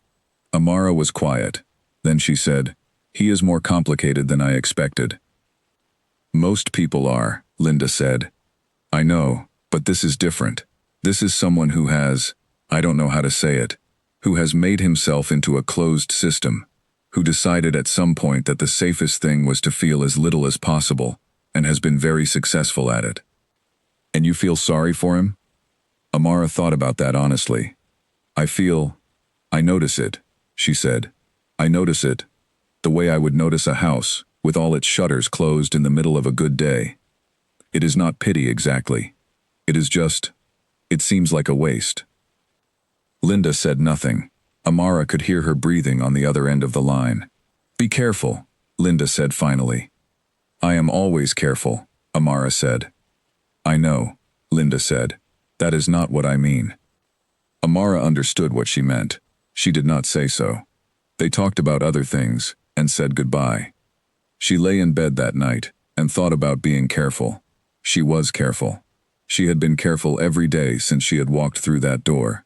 She had managed herself in this situation with a great deal of discipline and self-awareness, and had not once lost sight of what the situation actually was. She was here because of a debt. She had not chosen this man. She did not owe him her warmth, or her understanding, or her time. And yet she was giving her time. She was spending it in his study, reading his books, developing an understanding of his mind. And it was not entirely by accident. She asked herself, in the dark, what she was doing.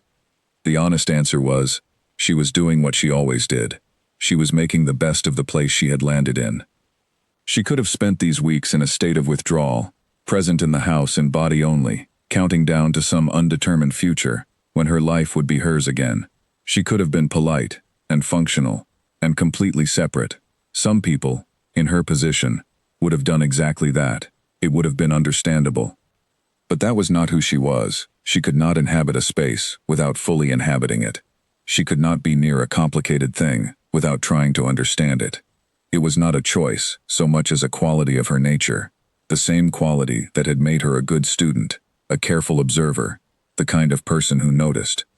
And what she was noticing, clearly and without the ability to unnotice it, was that the man at the other end of the dinner table was somewhere underneath his controlled surface, a person, in a great deal of pain, who was also, despite everything, beginning to be aware of her. It was in very small things. She had become an expert in very small things. The way he sometimes paused now when he came in for dinner, a pause that was too brief to name but was there. The way he occasionally looked up from whatever he was reading at the table and seemed to surface from it, seemed to return to the room from wherever he went in his head, and find her sitting there, and look at her for a moment, with an expression that had no name she could assign to it. The way he had, twice now, asked her something about her life, before this house. Not her family, not her situation, but her. What had she studied? What had she wanted to do with what she had learned? And listened to her answers with that complete, serious attention of his. None of this was love. She was not telling herself it was love. She was not confused about the nature of the situation, or her feelings in it. But it was something. And that something was growing, in the particular quiet way things grow in environments, where they are not exactly welcome, but have not been fully refused. The day the crack became visible, the day she later thought of as the beginning of the change, was an afternoon in the 10th week. She had come to the study after lunch as usual. She chose a book, settled into the leather chair, began to read. The room was quiet and cool, and had become, over the weeks, the most comfortable space in the house for her. She had been there about an hour when she heard the front door. It was too early for Daniel to be home. She checked the small clock on the desk. It was barely 2 in the afternoon. She heard his voice in the entryway, saying something to Mrs. Olu, and then footsteps, And then the door of the study opened. He stopped when he saw her. She looked up from the book. He was standing in the doorway in his work clothes, jacket still on, tie loosened from its usual precise position. He looked, she searched for the word, unsettled. Not dramatically so, but something was different in his face, a quality of having been disrupted that he had not quite collected himself from yet. I did not know you were in here, he said. I can go, she said, starting to close the book. No, he said it quickly. Then, more evenly. Stay. I came home early. He moved to the desk and set his jacket over the back of the chair. He did not sit at the desk. He went to the window and stood there.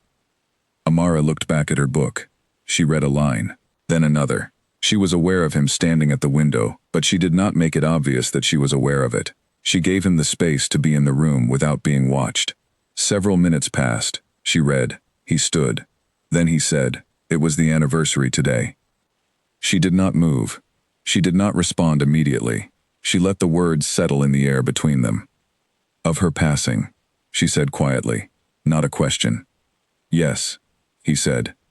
Another silence. She turned a page, even though she had not finished the paragraph. She did it so the gesture of reading would give him something to stand alongside without feeling exposed. "I am sorry," she said.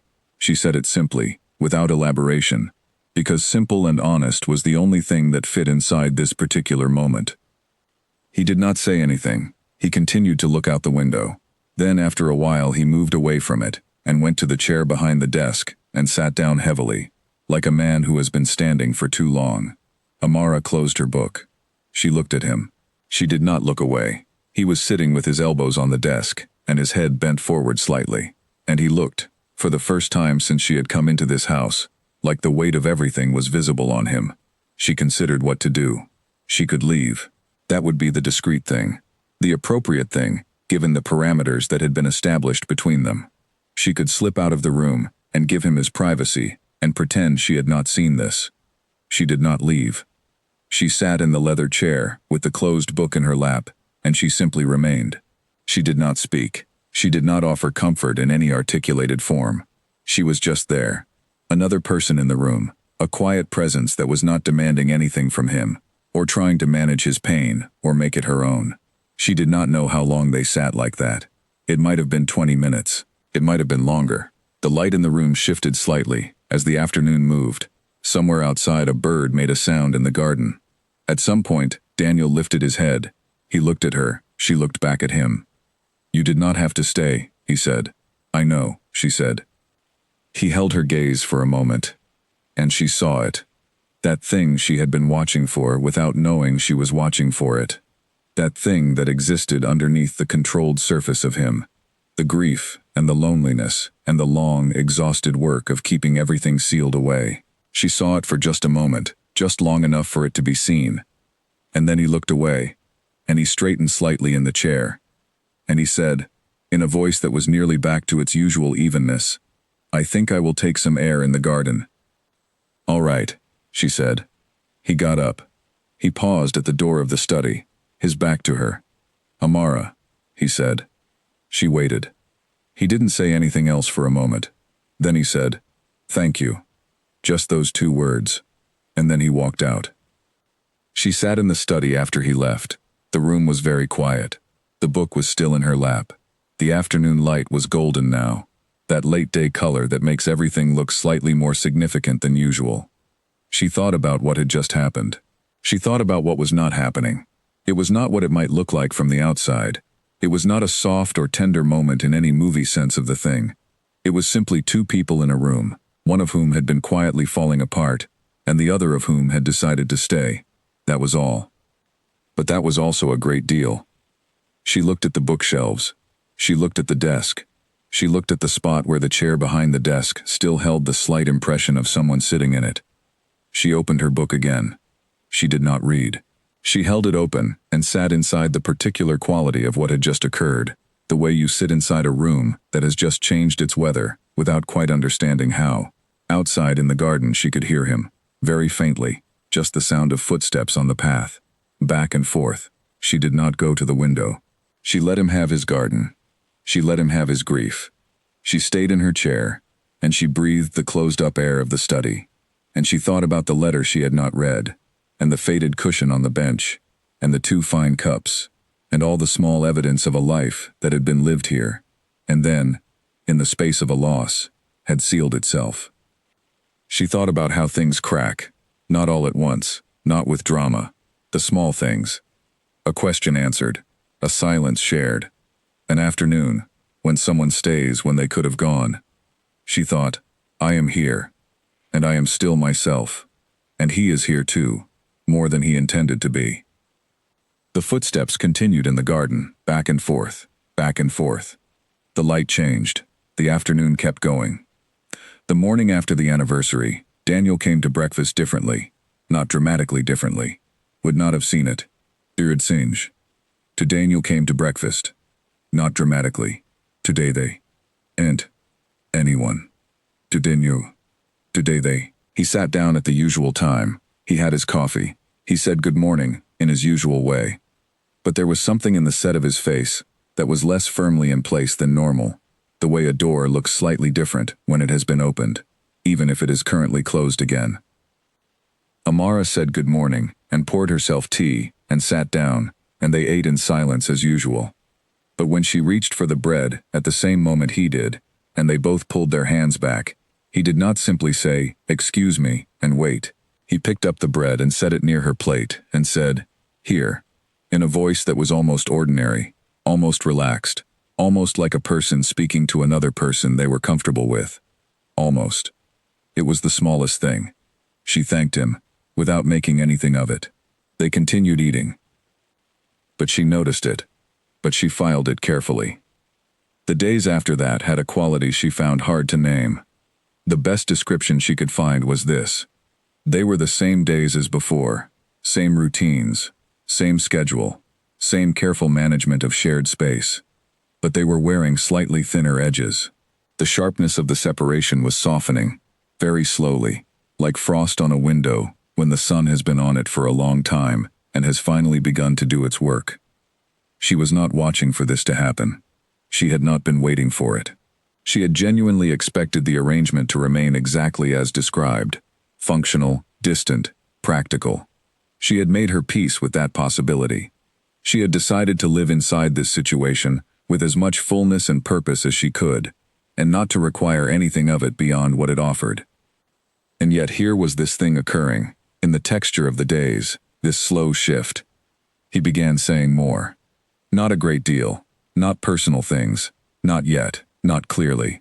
But during dinner he would sometimes say something about what he had been working on, a brief mention of a deal, or a difficulty, or something that had interested him that day, and she would respond, and they would talk for a few minutes in the way that people who are interested in the same kinds of things talk, following a thread together. She found that she was genuinely interested. That was the surprising part, not performed interest, not diplomatic engagement designed to manage the situation, but actual genuine curiosity about what he was describing. He had a particular way of laying out a problem, clearly, from the foundational level, building upward, that she appreciated, in the same way she appreciated a well-organized argument in a book. She told him so once, directly, and he had looked at her with an expression that took a moment to become legible, and then revealed itself as something like pleasure, quickly covered. Mrs. Olu noticed. Amara was certain of this, because Mrs. Olu was a person who noticed things the way all good managers of households notice things, without appearing to, without comment, but with a comprehensive awareness of everything happening under her watch. She had been, since the early weeks, carefully neutral toward Amara, neither unfriendly nor warm, simply efficient. But around the time of the anniversary and after, something in Mrs. Olu's manner shifted in a small and precise way. She began to direct more of the domestic decisions toward Amara, rather than making them herself. She began to ask what Amara preferred, rather than simply providing things. It was not warmth exactly. It was more like a quiet adjustment of the hierarchy of the house, a recognition that Amara was not a temporary presence. Amara accepted each of these small shifts with the same careful attention she brought to everything, neither overstating their importance nor dismissing them. She wrote to Linda. She described what was happening in careful, honest language. She did not call it anything it was not. She said that things were changing in small ways, that she was not sure what to make of, Linda wrote back one line. She said, "What does your gut tell you?" Amara held that question for several days before she answered it, even to herself. Her gut said, "This man is beginning to see you, and you are beginning to see him back, and that is both more and less complicated than it sounds." The day everything stepped forward, the day that felt like a door opening instead of just its hinges shifting, was a Sunday afternoon, in what had become the third month of the arrangement. Sundays had their own particular quality in the house. Daniel did not go to his office. Mrs. Olu took the afternoon off. The house was quieter than usual, with a settled, unhurried quality that was different from the efficient weekday mornings and the careful weekday evenings. Amara usually spent some of Sunday's afternoon in the garden, which had become one of her genuine pleasures. She had begun, in small ways, to add things to it. A new plant she had bought on a trip to the market, some rearranged stones along the edge of the path. Nothing dramatic, just the way a person, given time and a space, begins to put small marks of themselves into it. She was in the garden this Sunday, reading in one of the garden chairs, when she heard the back door, and looked up, and saw Daniel, coming out with 2 cups of something. He came across the lawn toward her. He set one cup on the small table beside her chair. He stood for a moment. Then, in a way that was almost tentative, which was not a word she had ever expected to associate with him, he said, "Do you mind if I sit out here?" She looked up at him. She kept her expression entirely ordinary. "No," she said, "please." He sat in the chair beside her, the one with the slightly less faded cushion. They were side by side, looking out at the garden, the long wall of green at the back, the wide lawn between them, and it. He did not open the book he had brought. She read a little, but was mostly just present in the afternoon with him, in this garden that was beginning to have her marks on it, as well as the marks of someone who was gone. After a while he said, "You moved the stones along the path. Is that all right?" "It is better," he said simply. She looked at him. He was looking at the path, at the changed arrangement of the flat stones that ran between the garden chairs and the back wall, and his face had an expression on it that she had not seen before. It was open in a way she had not seen it be open.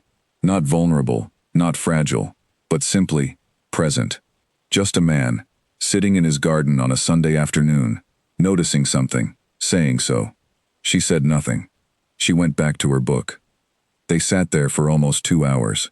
The light changed. A wind came and went. Birds moved in the wall of green at the back.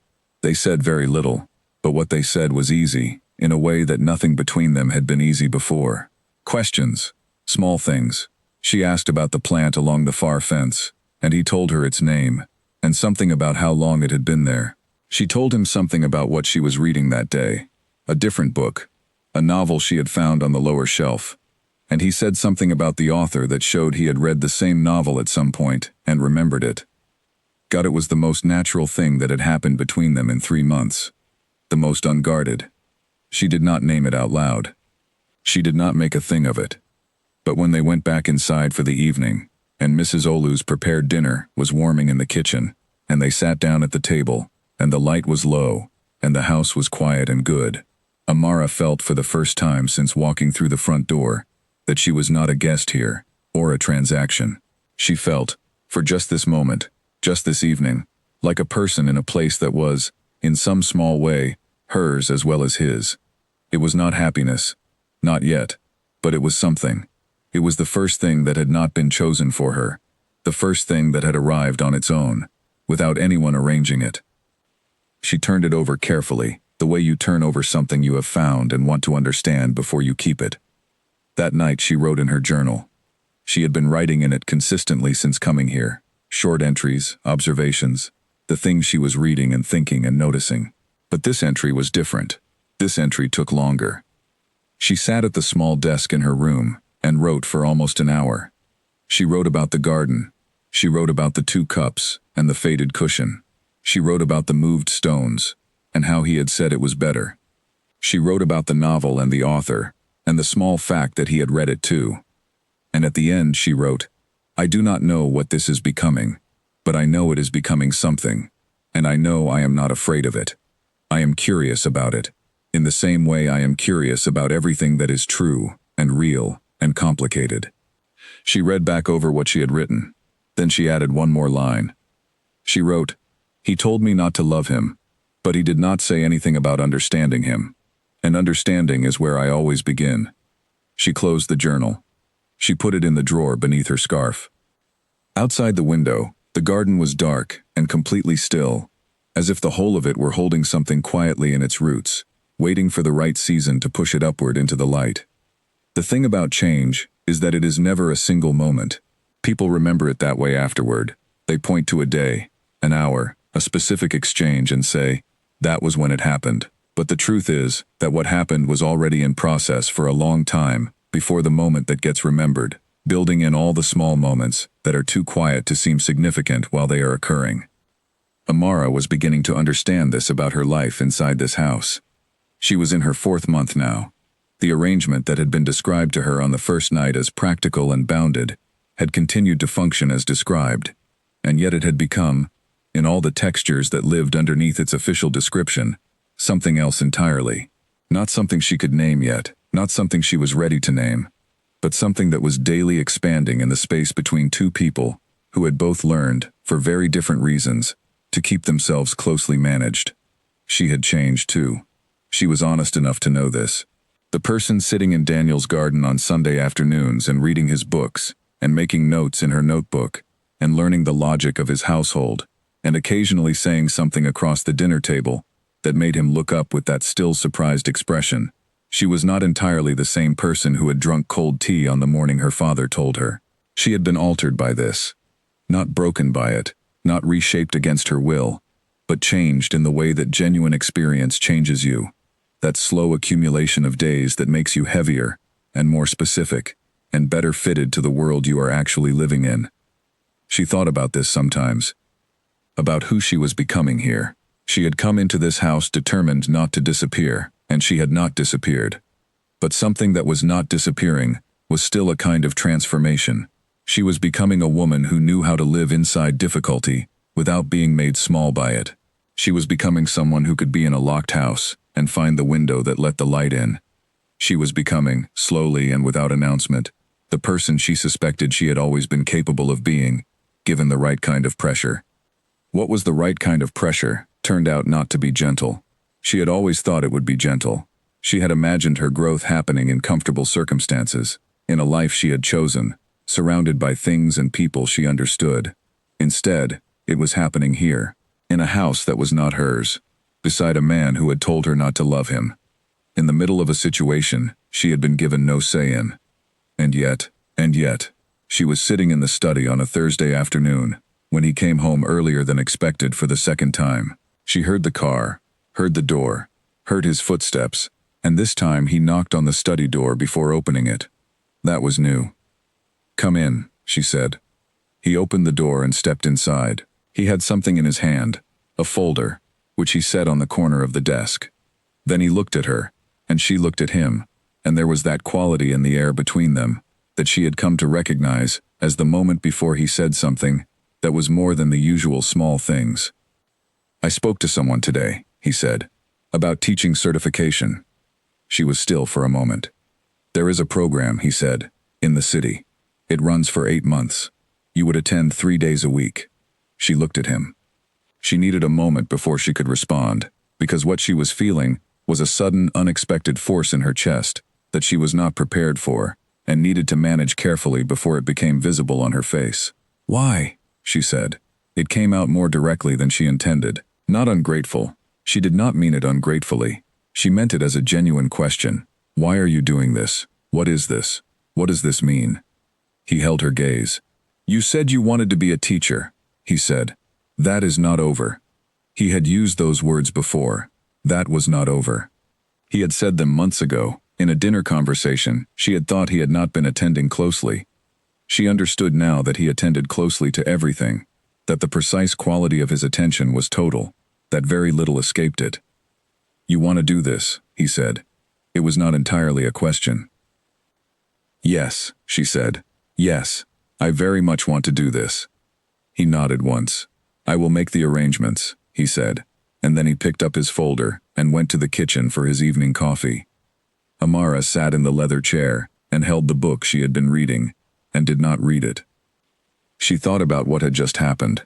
She thought about what it meant that he had done this.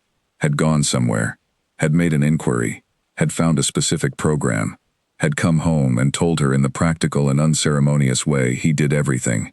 She thought about the decision behind that action. It was not a small decision.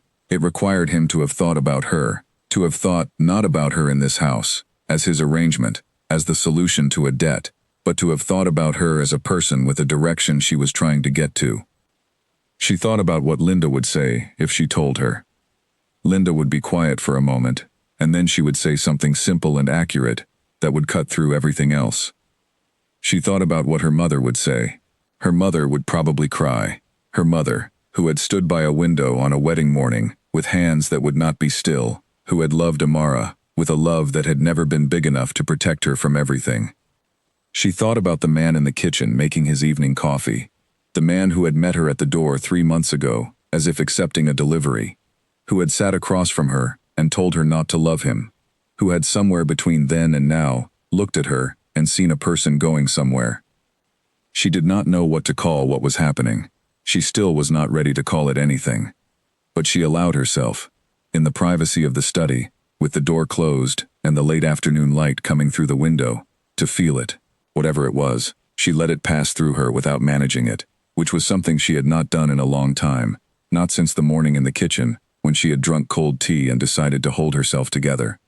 It was not easy. It felt like something unfastening in her chest, something that had been held tightly for a very long time, releasing its tension. She breathed through it. She sat with it. And then she opened her book and read. Not because she had stopped feeling it, but because that was who she was. A person who felt things and then kept going. A person who held on with one hand and moved forward with the other. She had one more thing to do before the day was over. She had been holding it off for months. She went upstairs after dinner. She got her journal from the drawer beneath her scarf.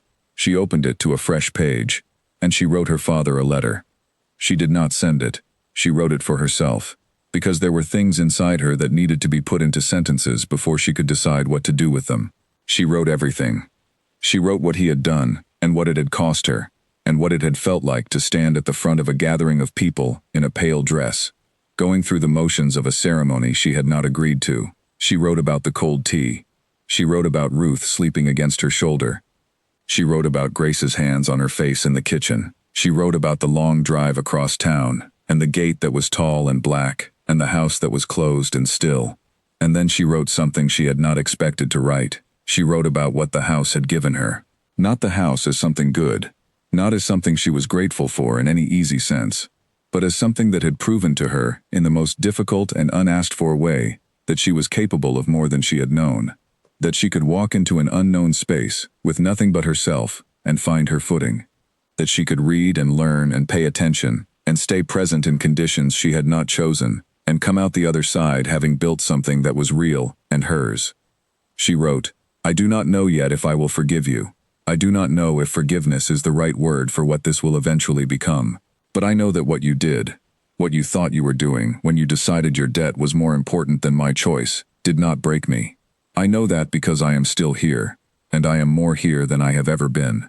She sat with that for a while. Then she closed the journal. She did not send the letter. She kept it there, in the pages of her own private record, the way you keep things that need to exist, but do not yet need to be delivered. There would be time for that, for the conversation with her father, for the reckoning that was still in front of her. But not tonight. Tonight she got up and went to the window and looked out at the garden, dark and still in the late evening, and she thought, in 3 days, I will go to enroll in a teaching program, and then I will go to class, and then I will come back to this house, and the days will keep going, and something is happening here that I am inside of, and I do not yet know where it ends, but I am paying attention. I am always paying attention. Outside, the garden was quiet. The bench at the back had its 2 seats, one cushion slightly more faded than the other, and somewhere in the house behind her, she could hear, very faintly, from the direction of the study, the sound of a page turning. She stood at the window and listened to it, that small, ordinary sound, and she thought, something is alive in there. Something that was sealed is not as sealed as it was. She turned from the window. She got into bed. She lay in the dark, thinking about the next day, and the day after that, and what was coming. Slowly, in the particular way that real things come.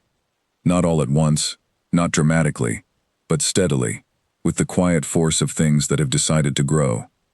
The day her father came was a Tuesday in the 5th month. Amara had not known he was coming. There had been no call, no message, no announcement of any kind. She had been in the study in the late morning, working through a set of notes for her first teaching assignment, when she heard the doorbell, and then Mrs. Olu's footsteps, and then, unmistakably, the sound of her father's voice in the entryway. Something shifted in her immediately. Not fear. She had moved beyond that kind of fear, in relation to him. Something more like a complicated alertness, the kind you feel when something you have been preparing for, without knowing it, finally announces itself. She set down her pen. She closed her notebook. She sat for a moment. Then she stood up and walked to the doorway of the study. Mrs. Olu was leading her father toward the sitting room. Emmanuel looked as he always looked. Substantial. Well presented. The handsome face that had always made people trust him before they knew better. He was wearing good clothes. He carried himself with the easy confidence of a man who expected to be received warmly. He saw Amara in the hallway. His face moved through something quickly.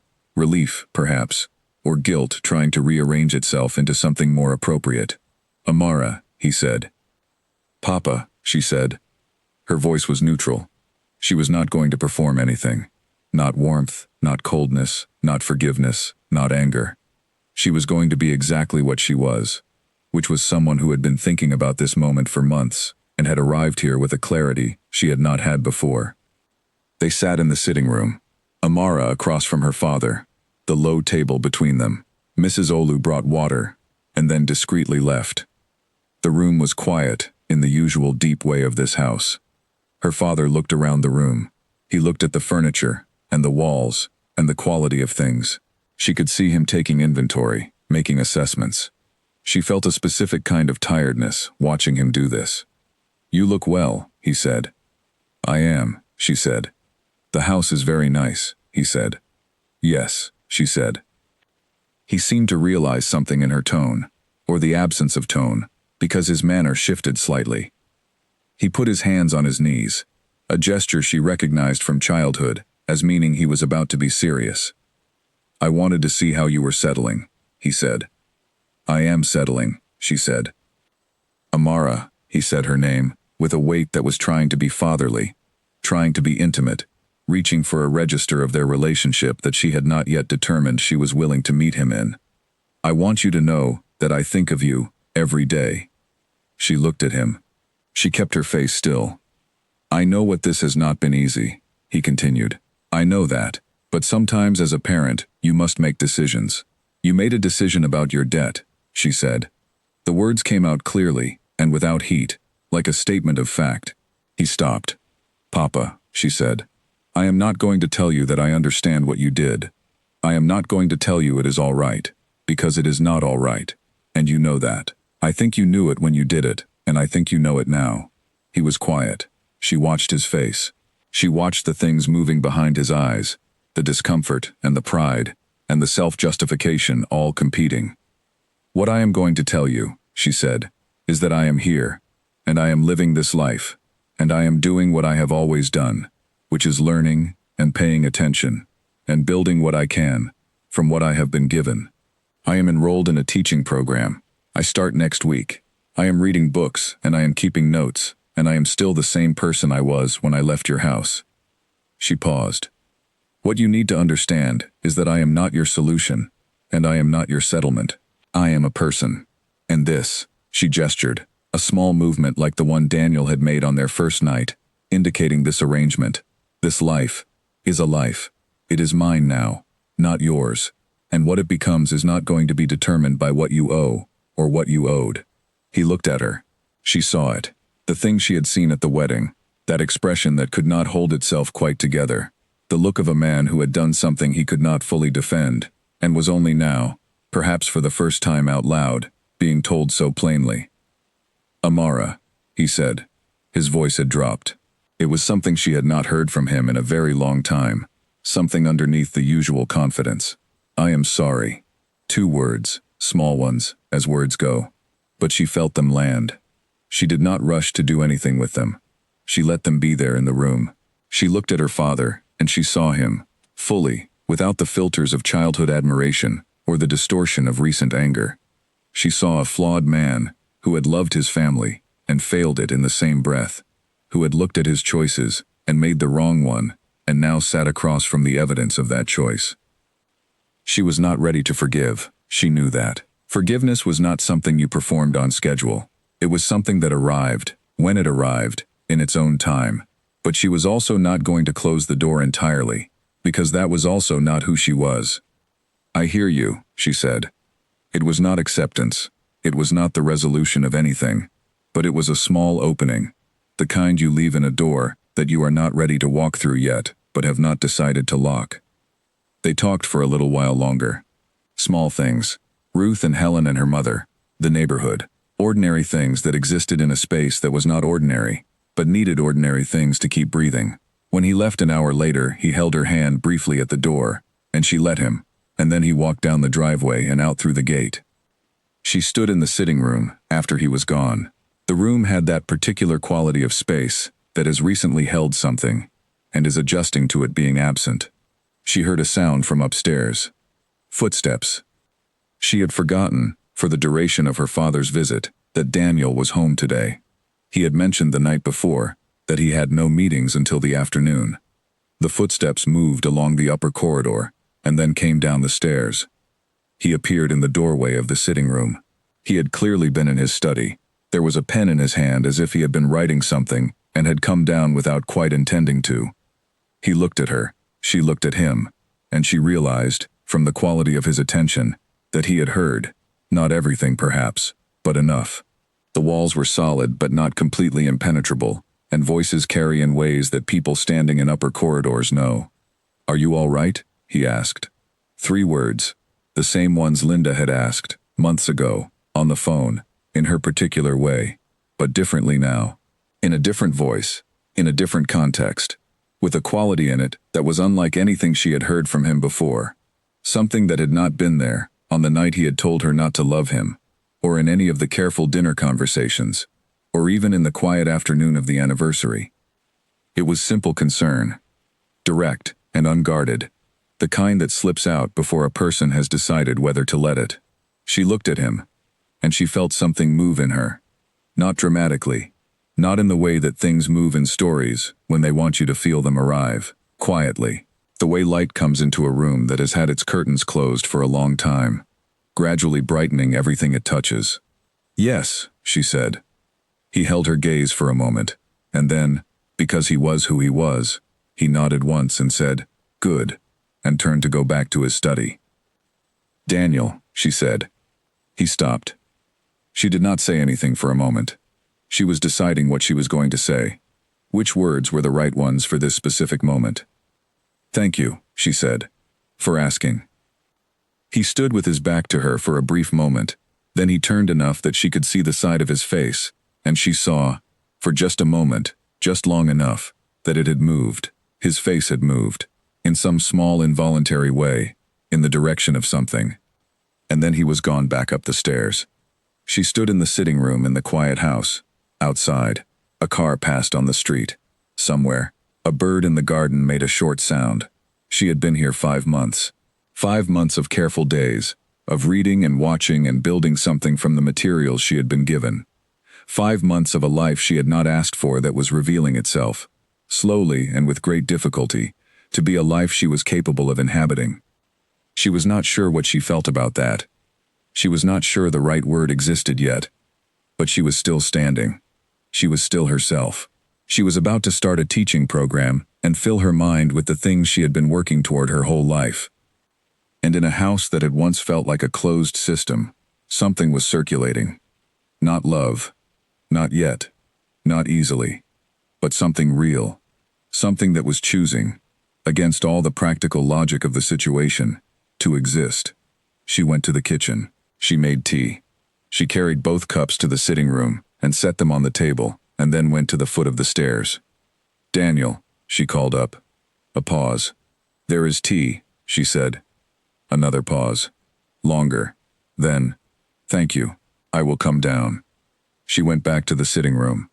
She sat in one of the chairs. The steam rose from both cups. Outside, the afternoon was warm, and the garden was green, and the bench at the back had its 2 seats, side by side, one cushion slightly more faded than the other.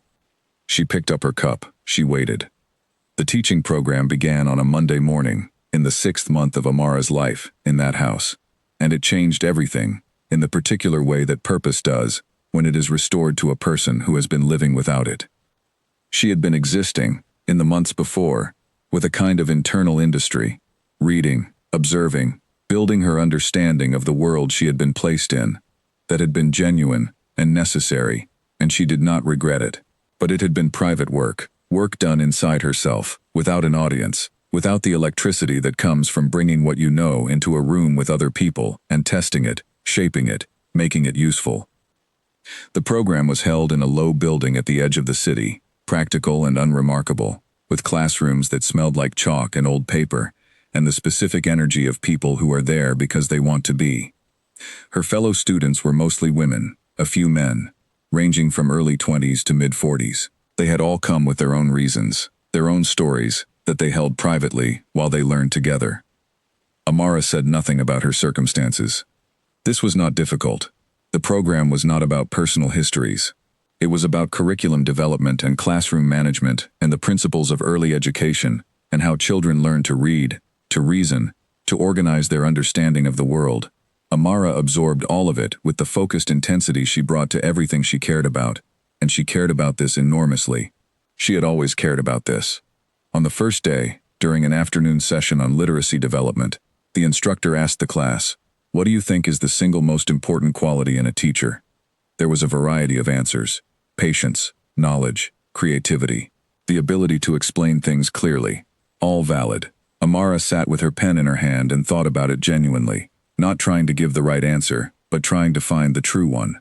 When it was her turn, she said, "Attention." The instructor looked at her. "Say more," he said.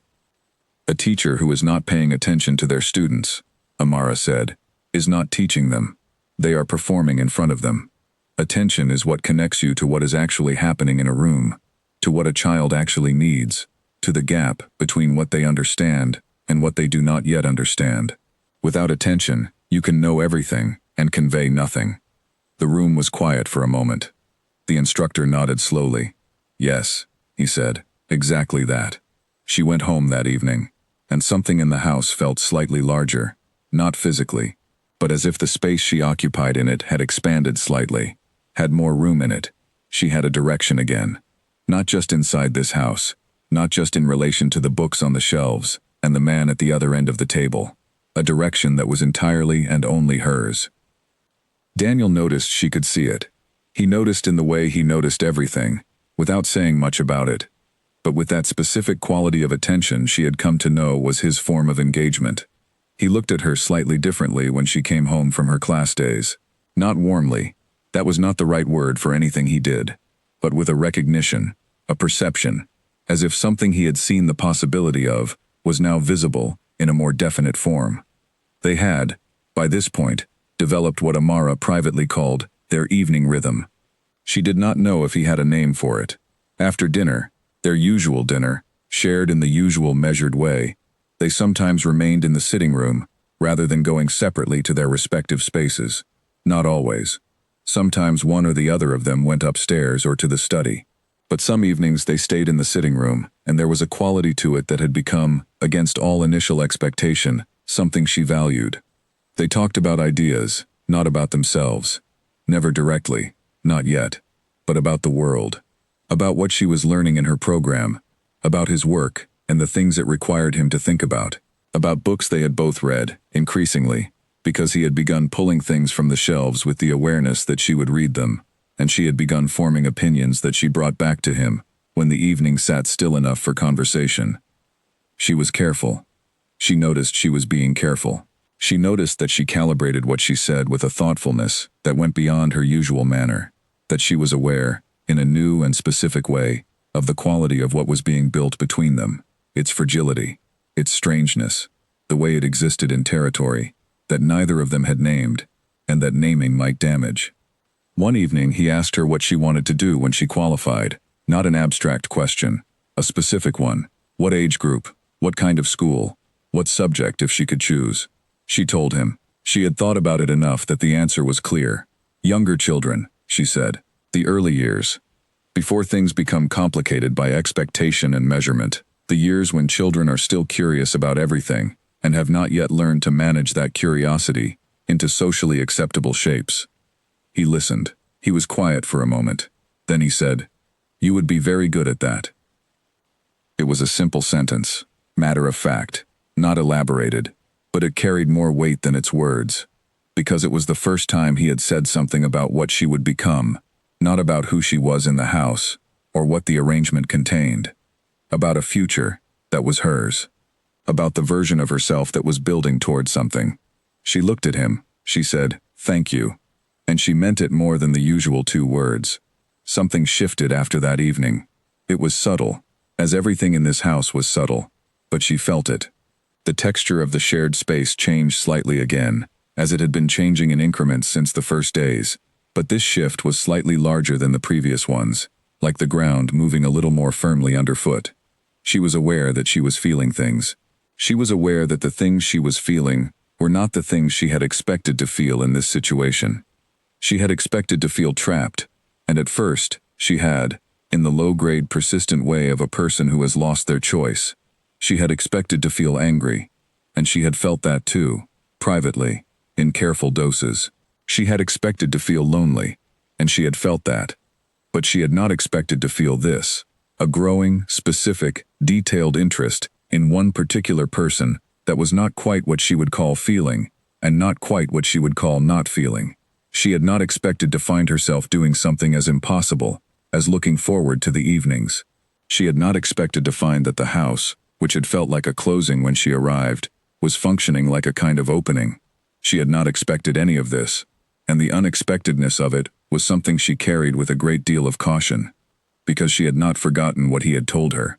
"Don't love me." Those words were still in the room, still in the air between them, still the definition of the parameters, as they had been stated at the beginning, and she had lived by them. She had genuinely, honestly, lived by them, in the sense that she had not given herself permission to feel anything beyond the careful attention that was her nature. She had stayed on the right side of the line. But lines are not always visible, and she was beginning to wonder, in the private honesty of her own mind, whether she had been approaching the line from further away than she had realized. She wrote to Linda about it. She wrote carefully. In the specific way she wrote things she was not yet sure of, testing the ideas in her handwriting to see whether they held up. She wrote, "I do not know what I feel. I know what I notice. I notice that I think about our evenings when I am not in them. I notice that when he says something worth thinking about, I want to think about it with him, and not alone. I notice that the house feels different from how it felt in the first weeks. And the difference is not just familiarity. It is something else that I cannot name without naming something I am not sure I am ready to name." Linda wrote back, "Are you being careful?" Amara wrote, "I am always careful. But careful is not the same as not feeling." Linda wrote back one sentence, "I know." There was a particular evening in the 7th month that she would think about later, as the moment when everything became clear, not because of what happened, but because of what was said, and because of how it changed the shape of the air between them permanently. They were in the sitting room. It was later than usual. Neither of them had moved to go upstairs, and the evening had extended past its normal endpoint without either of them naming it. They had been talking about something from her program, a principle of child development she had found interesting, and the conversation had moved, the way their conversations sometimes did, through several connected ideas, and arrived somewhere neither of them had initially intended. There was a pause in the conversation, the comfortable kind, the kind that had been developing between them for months. And in that pause, unexpectedly, Daniel said something. He said, "I want to tell you something." She looked at him. Her chest did the thing it had started doing in moments like this, that particular involuntary response to his voice when it changed, register in that specific way. "I told you on the first night not to love me," he said. He was looking at the window, not at her. "I said it because I meant it. I have been a man, for a long time, who has not been willing to be anything more than what the situation required." She waited. She did not move. "What I did not account for he said, was you. The room was very quiet. Outside, the garden was dark. The sitting room light made a small, warm island of everything inside it. What I did not account for, he said, still looking at the window, was someone sitting in my study and reading my books and asking me about what I was thinking at dinner and staying in a room when she could have left. She breathed. I am not. He stopped. He paused. He was a man who was precise with language, and he was taking his time. I am not a person who opens easily. I do not know how to be. It has been so long since I was, that I am not sure I remember. She said, very quietly, I know. He looked at her then. Finally, he looked at her. I know you do, he said. That is what I did not account for. They were still for a moment. The whole room was still. Then Amara said the thing she had been thinking for several months, and had not yet said, because she had not been sure it was hers to say. She said, I am not asking you to open anything. I am not asking you for anything you have not offered. I am asking only to keep doing what we have been doing, which is sitting in the same room and talking about things that matter, and being honest with each other. He looked at her. Something in his face was different. Something had shifted and was sitting differently. Is that what we have been doing? He said. Yes, she said, among other things. The corner of his mouth moved. It was such a small movement. She had been in this house for 7 months, and she had never seen that particular movement from him before. It was the beginning of a smile, abandoned before it fully arrived, but undeniable. She looked at it. She let herself look at it. And she thought, oh, there it is. That is the thing that was behind all of it. She did not say anything else. Neither did he. The evening settled around them, and they remained in it. In the small, warm island of light, in the sitting room, beside the window that looked out at the dark garden. And something that had been building for 7 months sat between them, and neither of them denied it, and neither of them rushed it, and neither of them did anything about it at all. They just sat. And that was enough. For now, that was entirely enough. She sat in front of 22 children on a Tuesday morning, and felt, for the first time in a very long time, that she was exactly where she was supposed to be. The classroom was small and high-windowed, and painted in a bright blue, that someone had chosen with children in mind. The children, 5 and 6 years old, small and loud and brilliantly, relentlessly present in themselves, looked at her with the specific attention that small children give to someone new, the kind that notices everything, and withholds judgment until they have decided what to make of you. Amara had finished her program. She had completed every requirement, had sat every assessment, had done her practical hours in the classrooms of several schools across the city, and come out of each one more certain than before that this was the thing she was built for. And then, with the qualification in her hand, and Daniel's quiet assistance in navigating the process, she had been offered a position at a primary school not far from the house. The offer had come on a Thursday. Daniel had been in the study when she got the call. She had stood in the hallway afterward, with the phone still in her hand, and had felt something that she could not immediately name, something that was several things at once.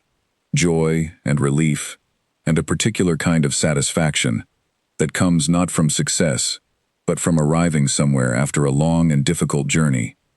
She had knocked on the study door. He had said, "Come in." She had gone in, and stood just inside the door and said, "I got the position." He had set down what he was reading. He had looked at her, and he had said, "I know." She had looked at him. "You knew?" "They called the number I gave them to call," he said, which was not exactly an explanation, but was entirely characteristic of him. He did not explain himself in unnecessary detail, but she understood, from those words, that he had been tracking the process, had been in contact with the school, had arranged something she had not asked him to arrange. She had looked at him for a long moment. Then she had said, "You are not allowed to smooth every road." He had regarded her with that expression she had come to know well, the one that was not quite a smile, and not quite serious, that existed in the exact space between the two. "Noted," he said. "I mean it," she said. "I know you mean it," he said. And something in the room was almost ordinary, almost easy, the kind of easy that takes a very long time to arrive. So she was standing in front of 22 children on a Tuesday morning, and the morning light was coming through the high windows, and the children were looking at her. And she set down her bag, and she looked back at them, and she said good morning, in a voice that was clear and warm and entirely her own. She had been here before, in some internal sense, not in this specific room, with these specific children, but in the knowledge that she was capable of this, that she had always been capable of this, that the path had been detoured and diverted and handed to someone else to decide, and then reclaimed, inch by inch, day by day, in the quiet of a house that had turned out to be less of a closing than she had feared. She thought about that as she opened the morning's lesson and heard the sound of 22 small voices repeating after her. She thought about the morning she had drunk cold tea. She thought about the drive across town to a house with a tall black gate. She thought about the sitting room and the 2 chairs and the first night and the words that had seemed, then, like the shape of a prison. I don't love me. She thought about what those words had become, not in the sense that she had defied them. She had not, exactly. She had done exactly what she had told herself she would do. She had not set out to feel anything. She had set out to pay attention. And attention, it turned out, was not neutral. It was not a safe distance from feeling. It was, in fact, the most direct route toward it. She was in love with Daniel Adeyemi. She had known it for some time. She had known it with the particular clarity of a person who understands things from the inside out, who does not arrive at realizations suddenly, but builds toward them through careful accumulation of evidence, until the conclusion is undeniable. She had not rushed toward it, and she had not run from it. It had simply arrived, in the way real things arrive, quietly and completely, and she had looked at it, and recognized it, and placed it carefully in the part of herself that was most certain. She had not told him. He had not told her, not in words, not directly, in the way that declarations are made. But she did not need a declaration to know what she knew. She had been reading this man for months. She had read him better than any of the books on his shelves. She knew what the particular quality of his silences meant. She knew what it meant when he turned from the window to look at her. She knew the difference between the expression on his face, when something was simply happening in front of him, and the expression on his face when she was in the room. She knew. What came next was not something she could force, or arrange, or manage into existence. She had learned that much. Some things happened in their own time, or not at all. And she was, for perhaps the first time in her adult life, in a situation where she was not required to manage everything, where she could simply inhabit her days fully, do the work that was hers to do, be the person she had always been, and trust that the rest of it was going to become what it was going to become. The school day passed in the particular way good days do, quickly, fully, with a quality of aliveness that made the hours feel both shorter and richer than ordinary time. She taught, and the children responded, and by mid-afternoon she had learned 17 of their 22 names and had begun to understand, already, the specific shape of several of them, who was curious and cautious, who was bold and needed redirecting, who was quiet and watching from the edges. She recognized the last type immediately. She felt a particular fondness for them. They would be fine, she knew. The ones who watched from edges were always fine, because they were building their understanding before they stepped into the middle of things. They just needed someone to notice them, which she would. She walked home that afternoon. She had insisted on walking, had refused the car that had been offered, and the walk took her through streets she was still learning, past shops and gardens and people she did not yet know. The city around the house was becoming familiar, in the way that places become familiar when you move through them on foot, not as scenery, but as lived space, with its own personalities and rhythms and small human textures. She reached the gate. She let herself in. The garden was golden in the late afternoon light. Daniel was home. She knew from the car in the driveway. She went inside and set down her bag and washed her hands and went to the sitting room.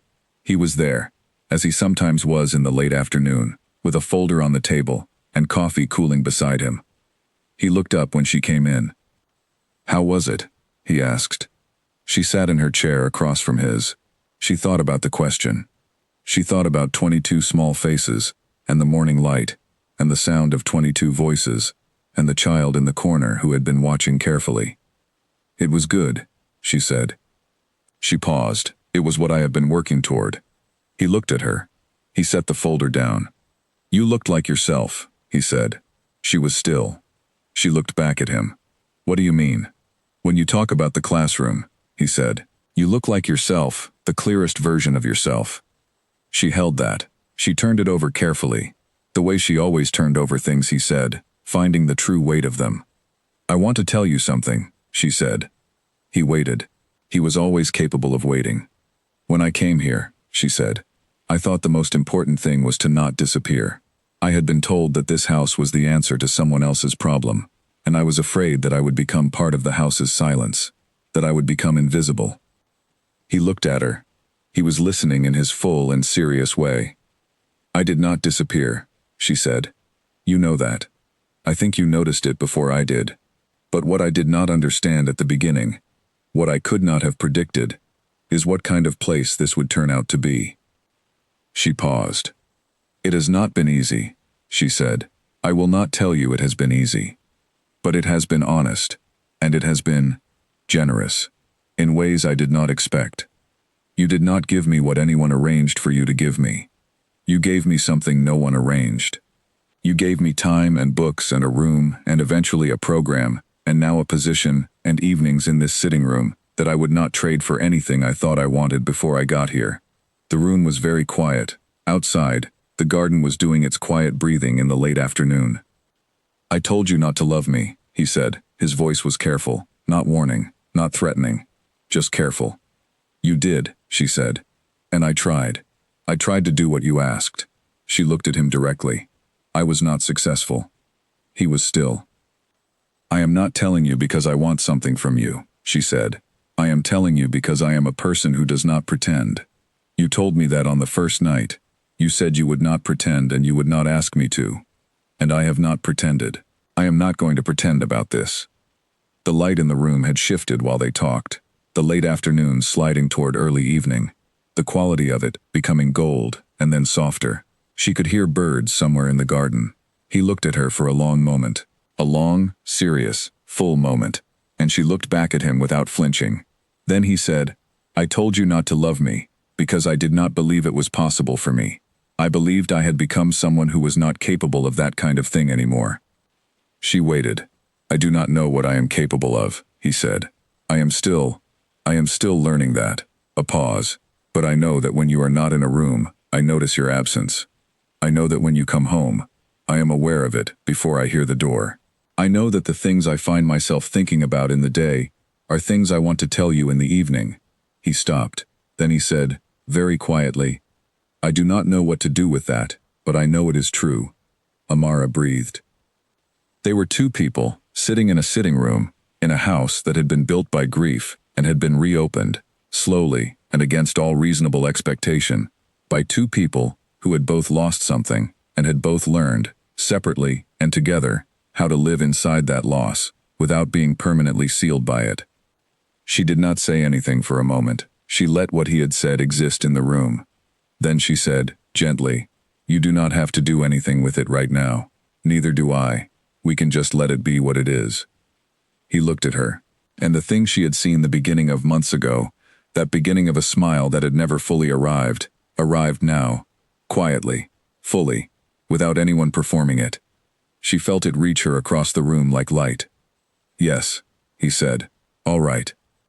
They sat in the sitting room as the evening came. Mrs. Alu began moving in the kitchen. The garden settled into its nighttime self outside. The cups of tea grew from warm to cool on the table between them, and neither of them moved to pick them up. They were just there, together, in the particular way that two people are together, when they are not pretending about what they are to each other, when they are simply present in the same space, and both of them know that the space means something. It had taken this many months. It had taken a transaction, and a pale dress, and a quiet drive across town, and a man who said don't love me, and a woman who paid attention anyway. It had taken a study full of books, and a garden bench with 2 seats, and a photograph in a desk drawer, and an anniversary afternoon, and a father who finally came with his sari and 22 children on a Tuesday morning. It had taken all of that to arrive here, in this room, at this evening, with these two people and this particular quality of quiet. Amara picked up her tea. She looked at Daniel. He was looking at the window, at the dark garden, and his face was open, in a way she had only seen it be open a handful of times. Open and tired and real. She thought about the line in her journal, the one she had written on the first night, lying in the dark in a house that was not yet hers. Whatever happens next, I am still the one who decides who I become. She had decided. She had decided every day, in small and private ways, and the sum of all those decisions was this evening, this room, this quiet, this real and difficult and surprising thing. She had not been traded. She had been placed in a particular place, by someone else's failure, and she had turned that place, by the sustained and deliberate force of her own presence, into something that was genuinely hers. She drank her tea. Outside, a small wind moved through the garden. The leaves stirred at the back wall, and the evening was ordinary and complete, and entirely, undeniably, alive. The reckoning did not come all at once. It came the way all true things come, when they have been a long time building, in several stages, over several months, and it required of both of them the kind of courage that does not announce itself, but simply continues.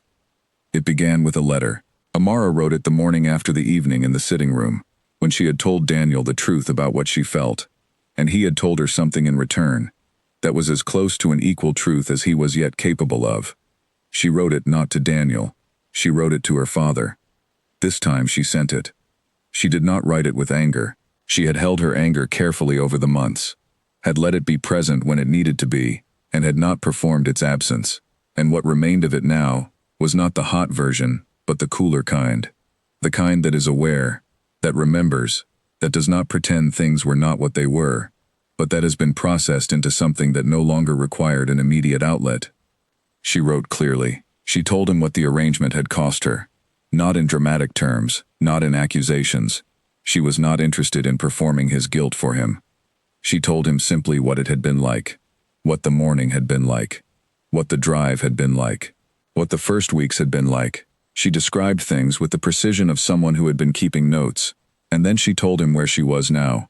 The teaching program, the position, the children, the house that had become something other than what it had initially been. She told him she was building a life, and that the life was real, and that she intended for it to continue to be real. And then she wrote the hardest sentence. She wrote, "I do not know yet whether I can fully forgive you, but I know that I do not want to carry the weight of your guilt forever. And I do not want you to, either. What I am offering is not forgiveness, not yet. What I am offering is the beginning of a conversation. If you want to be a part of what comes next for me, you will need to understand what you did and take responsibility for it. Not to me alone, to yourself." She sealed the letter. She walked to the post herself, rather than asking Mrs. Olu to send it. She wanted to carry it to the box herself, to feel the specific weight of it leaving her hand. Her father called 3 days later. She answered. She had expected either tears or defenses, and she got a third thing she had not entirely prepared for: silence. A long pause before he spoke, and then his voice, older sounding somehow, stripped of its usual confidence. He said, "I read your letter twice." "All right," she said. "I am going to read it again," he said. "I want to understand it properly." She said nothing. "Jamara," he said, "I am very sorry, not for the arrangement working out. I can see that you are all right, more than all right, but for what I was willing to do, for what I was willing to choose when it came to you." She listened. First she let it land. "I have been thinking," he said slowly, "about who I have been as a father, and the thinking has not been comfortable." "Good," she said, quietly, honestly. "Yes," he said. "I think so too." They did not solve anything in that phone call. The years of accumulated choices, the long history of his particular way of moving through the world, the specific damage it had done to the people who loved him, none of that was resolved in one conversation, and would not be. But something opened. A crack, in the same way a crack had opened between her and Daniel, in the same way everything real opened in this story, slowly, without announcement, in the direction of something that might eventually be called repair. She told her mother about the call afterward, and Grace was quiet for a long moment, and then said, "I am glad." Just those 3 words. But Amara heard everything in them. The years of managed quiet, the weight of watching, the private exhaustion of living alongside someone whose choices she had never been able to fully change, and had continued to love anyway. "How are you, Mama?" Amara asked. Really asked. The kind of asking that wants the real answer. Grace was quiet for a moment. Then she said, "I am trying to think about myself for once." Amara smiled. It was the first time she had heard her mother say something like that directly. It was small. It was enormous. In the house, things continued to evolve, in the particular slow and honest way they had been evolving since the day Daniel had come home on his anniversary and found her in the study and had not asked her to leave. They did not suddenly become a different kind of people, or a different kind of couple, or a different kind of anything. What they became was more themselves, more honest, more present with each other, without the careful management of distance that had characterized the early months. He told her more. Not everything, not all at once, not in any kind of flood. That was not who he was. But in increments, in the quiet of evenings, he told her things.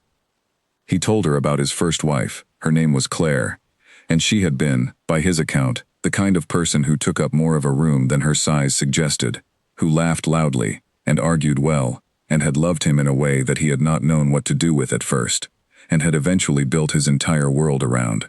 He told her what the weeks after had been like, and the months after, and the years. He told her not with performance.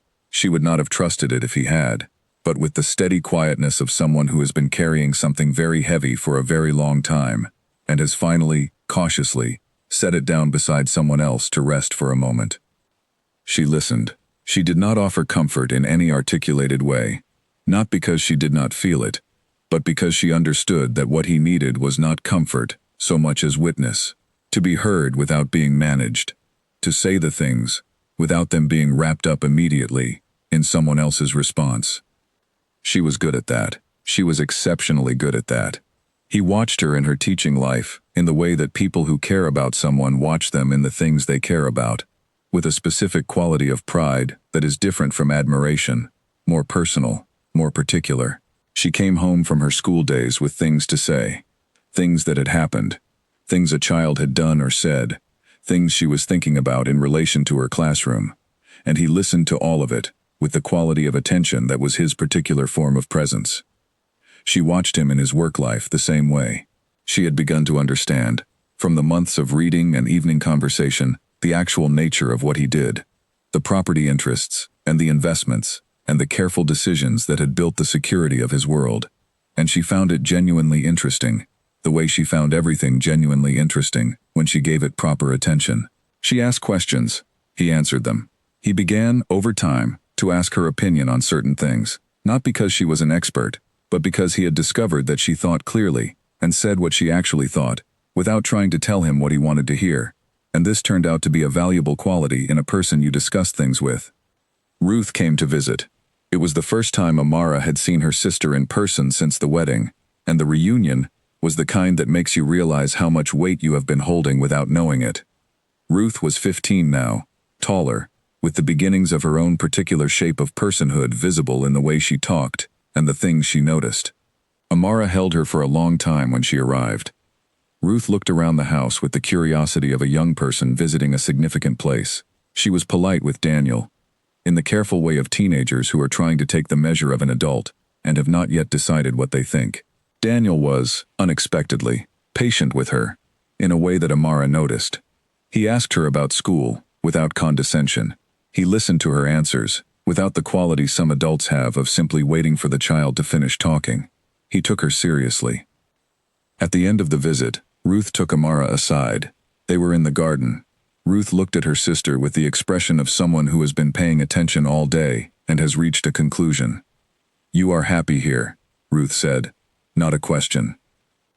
Amara considered it honestly. "I am becoming happy here," she said. "It is not the same thing. It is something you arrive at, rather than find all at once." Ruth nodded seriously. Then she said, "Is he good to you?"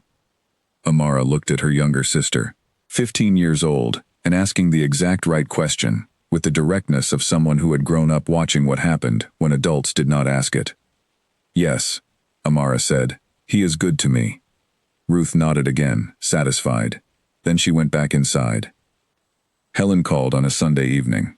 Amara sat in the garden with the phone, and they talked for almost 2 hours, in the way sisters talk, when they have been separated, and are catching up on the real things, the ones underneath the surface things. Helen asked everything, and Amara answered everything, and by the end of the call Helen said, "I need to come and see this for myself," and Amara said, "Yes, you do," and they laughed. She had not laughed enough in this year, she noticed that. She was laughing more now, and she noticed that too. The year turned in the way years do. Not dramatically, not with ceremony, but with the quiet persistence of time, doing what time does. She was laughing more now. The teaching position became established. She knew all 22 of her children now, knew their names and their habits and their particular shapes of learning, and she had begun to understand which ones would be fine if given time and space, and which ones needed something more specific from her. She brought her whole self to that classroom every day. She did not leave any part of herself at home. She had learned, from the long, careful months in Daniel's house, that the worst thing you could do with yourself was to put parts away. The parts you put away were the parts that could have done something. On the last evening of the year, they sat together in the sitting room. It was late. Mrs. Olu had gone home. The house was quiet, in the deepest possible way. The particular quiet of a very late hour, when even the city outside seems to be holding its breath. Daniel was reading. Amara had a notebook open in her lap, but was not writing in it. She was looking at the garden through the window, which was dark except for the faint light of a moon that was almost full. She thought about the morning, many months ago now, when she had drunk cold tea in her parents' kitchen. She thought about the drive across town. She thought about the woman she had been on that first night, standing in a stranger's driveway, with a bag at her feet, looking at a house that was all closed curtains and high walls and deep quiet. She thought about what she had decided that night, that she would not disappear, lay things, that she would be the person who noticed things.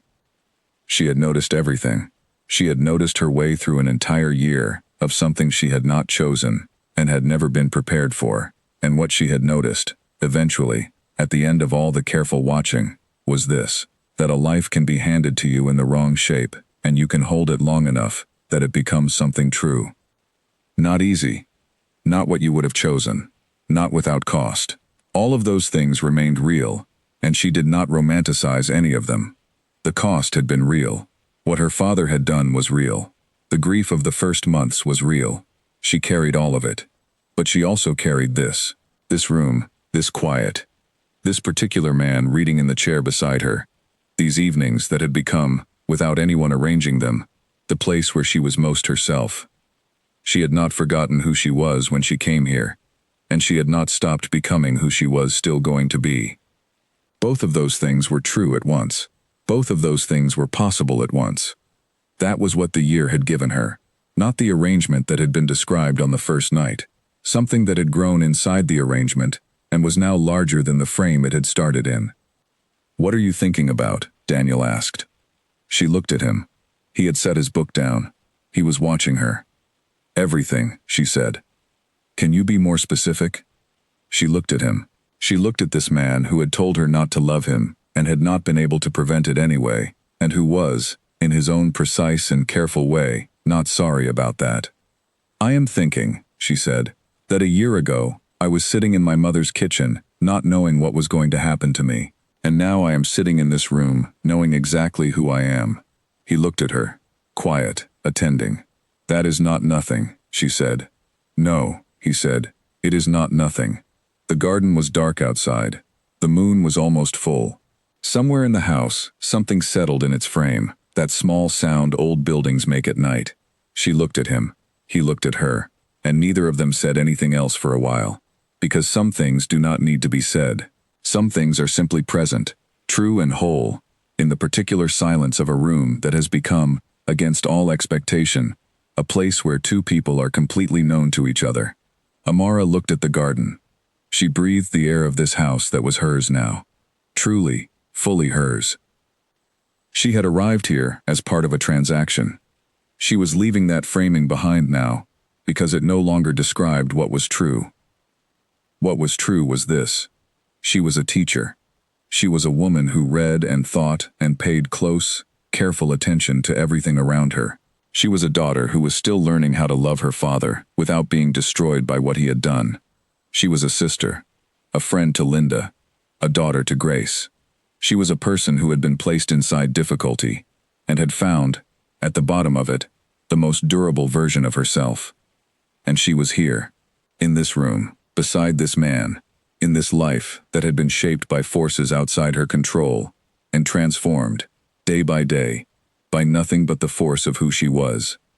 She had not chosen this, but she had chosen what it became. And what it had become was real, and hers, and enough, and more than enough. Outside, the almost full moon moved slowly across the sky, and inside the house, everything was quiet and good, in the particular way that things are quiet and good when they have been hard and honest, and have arrived, finally, at something true.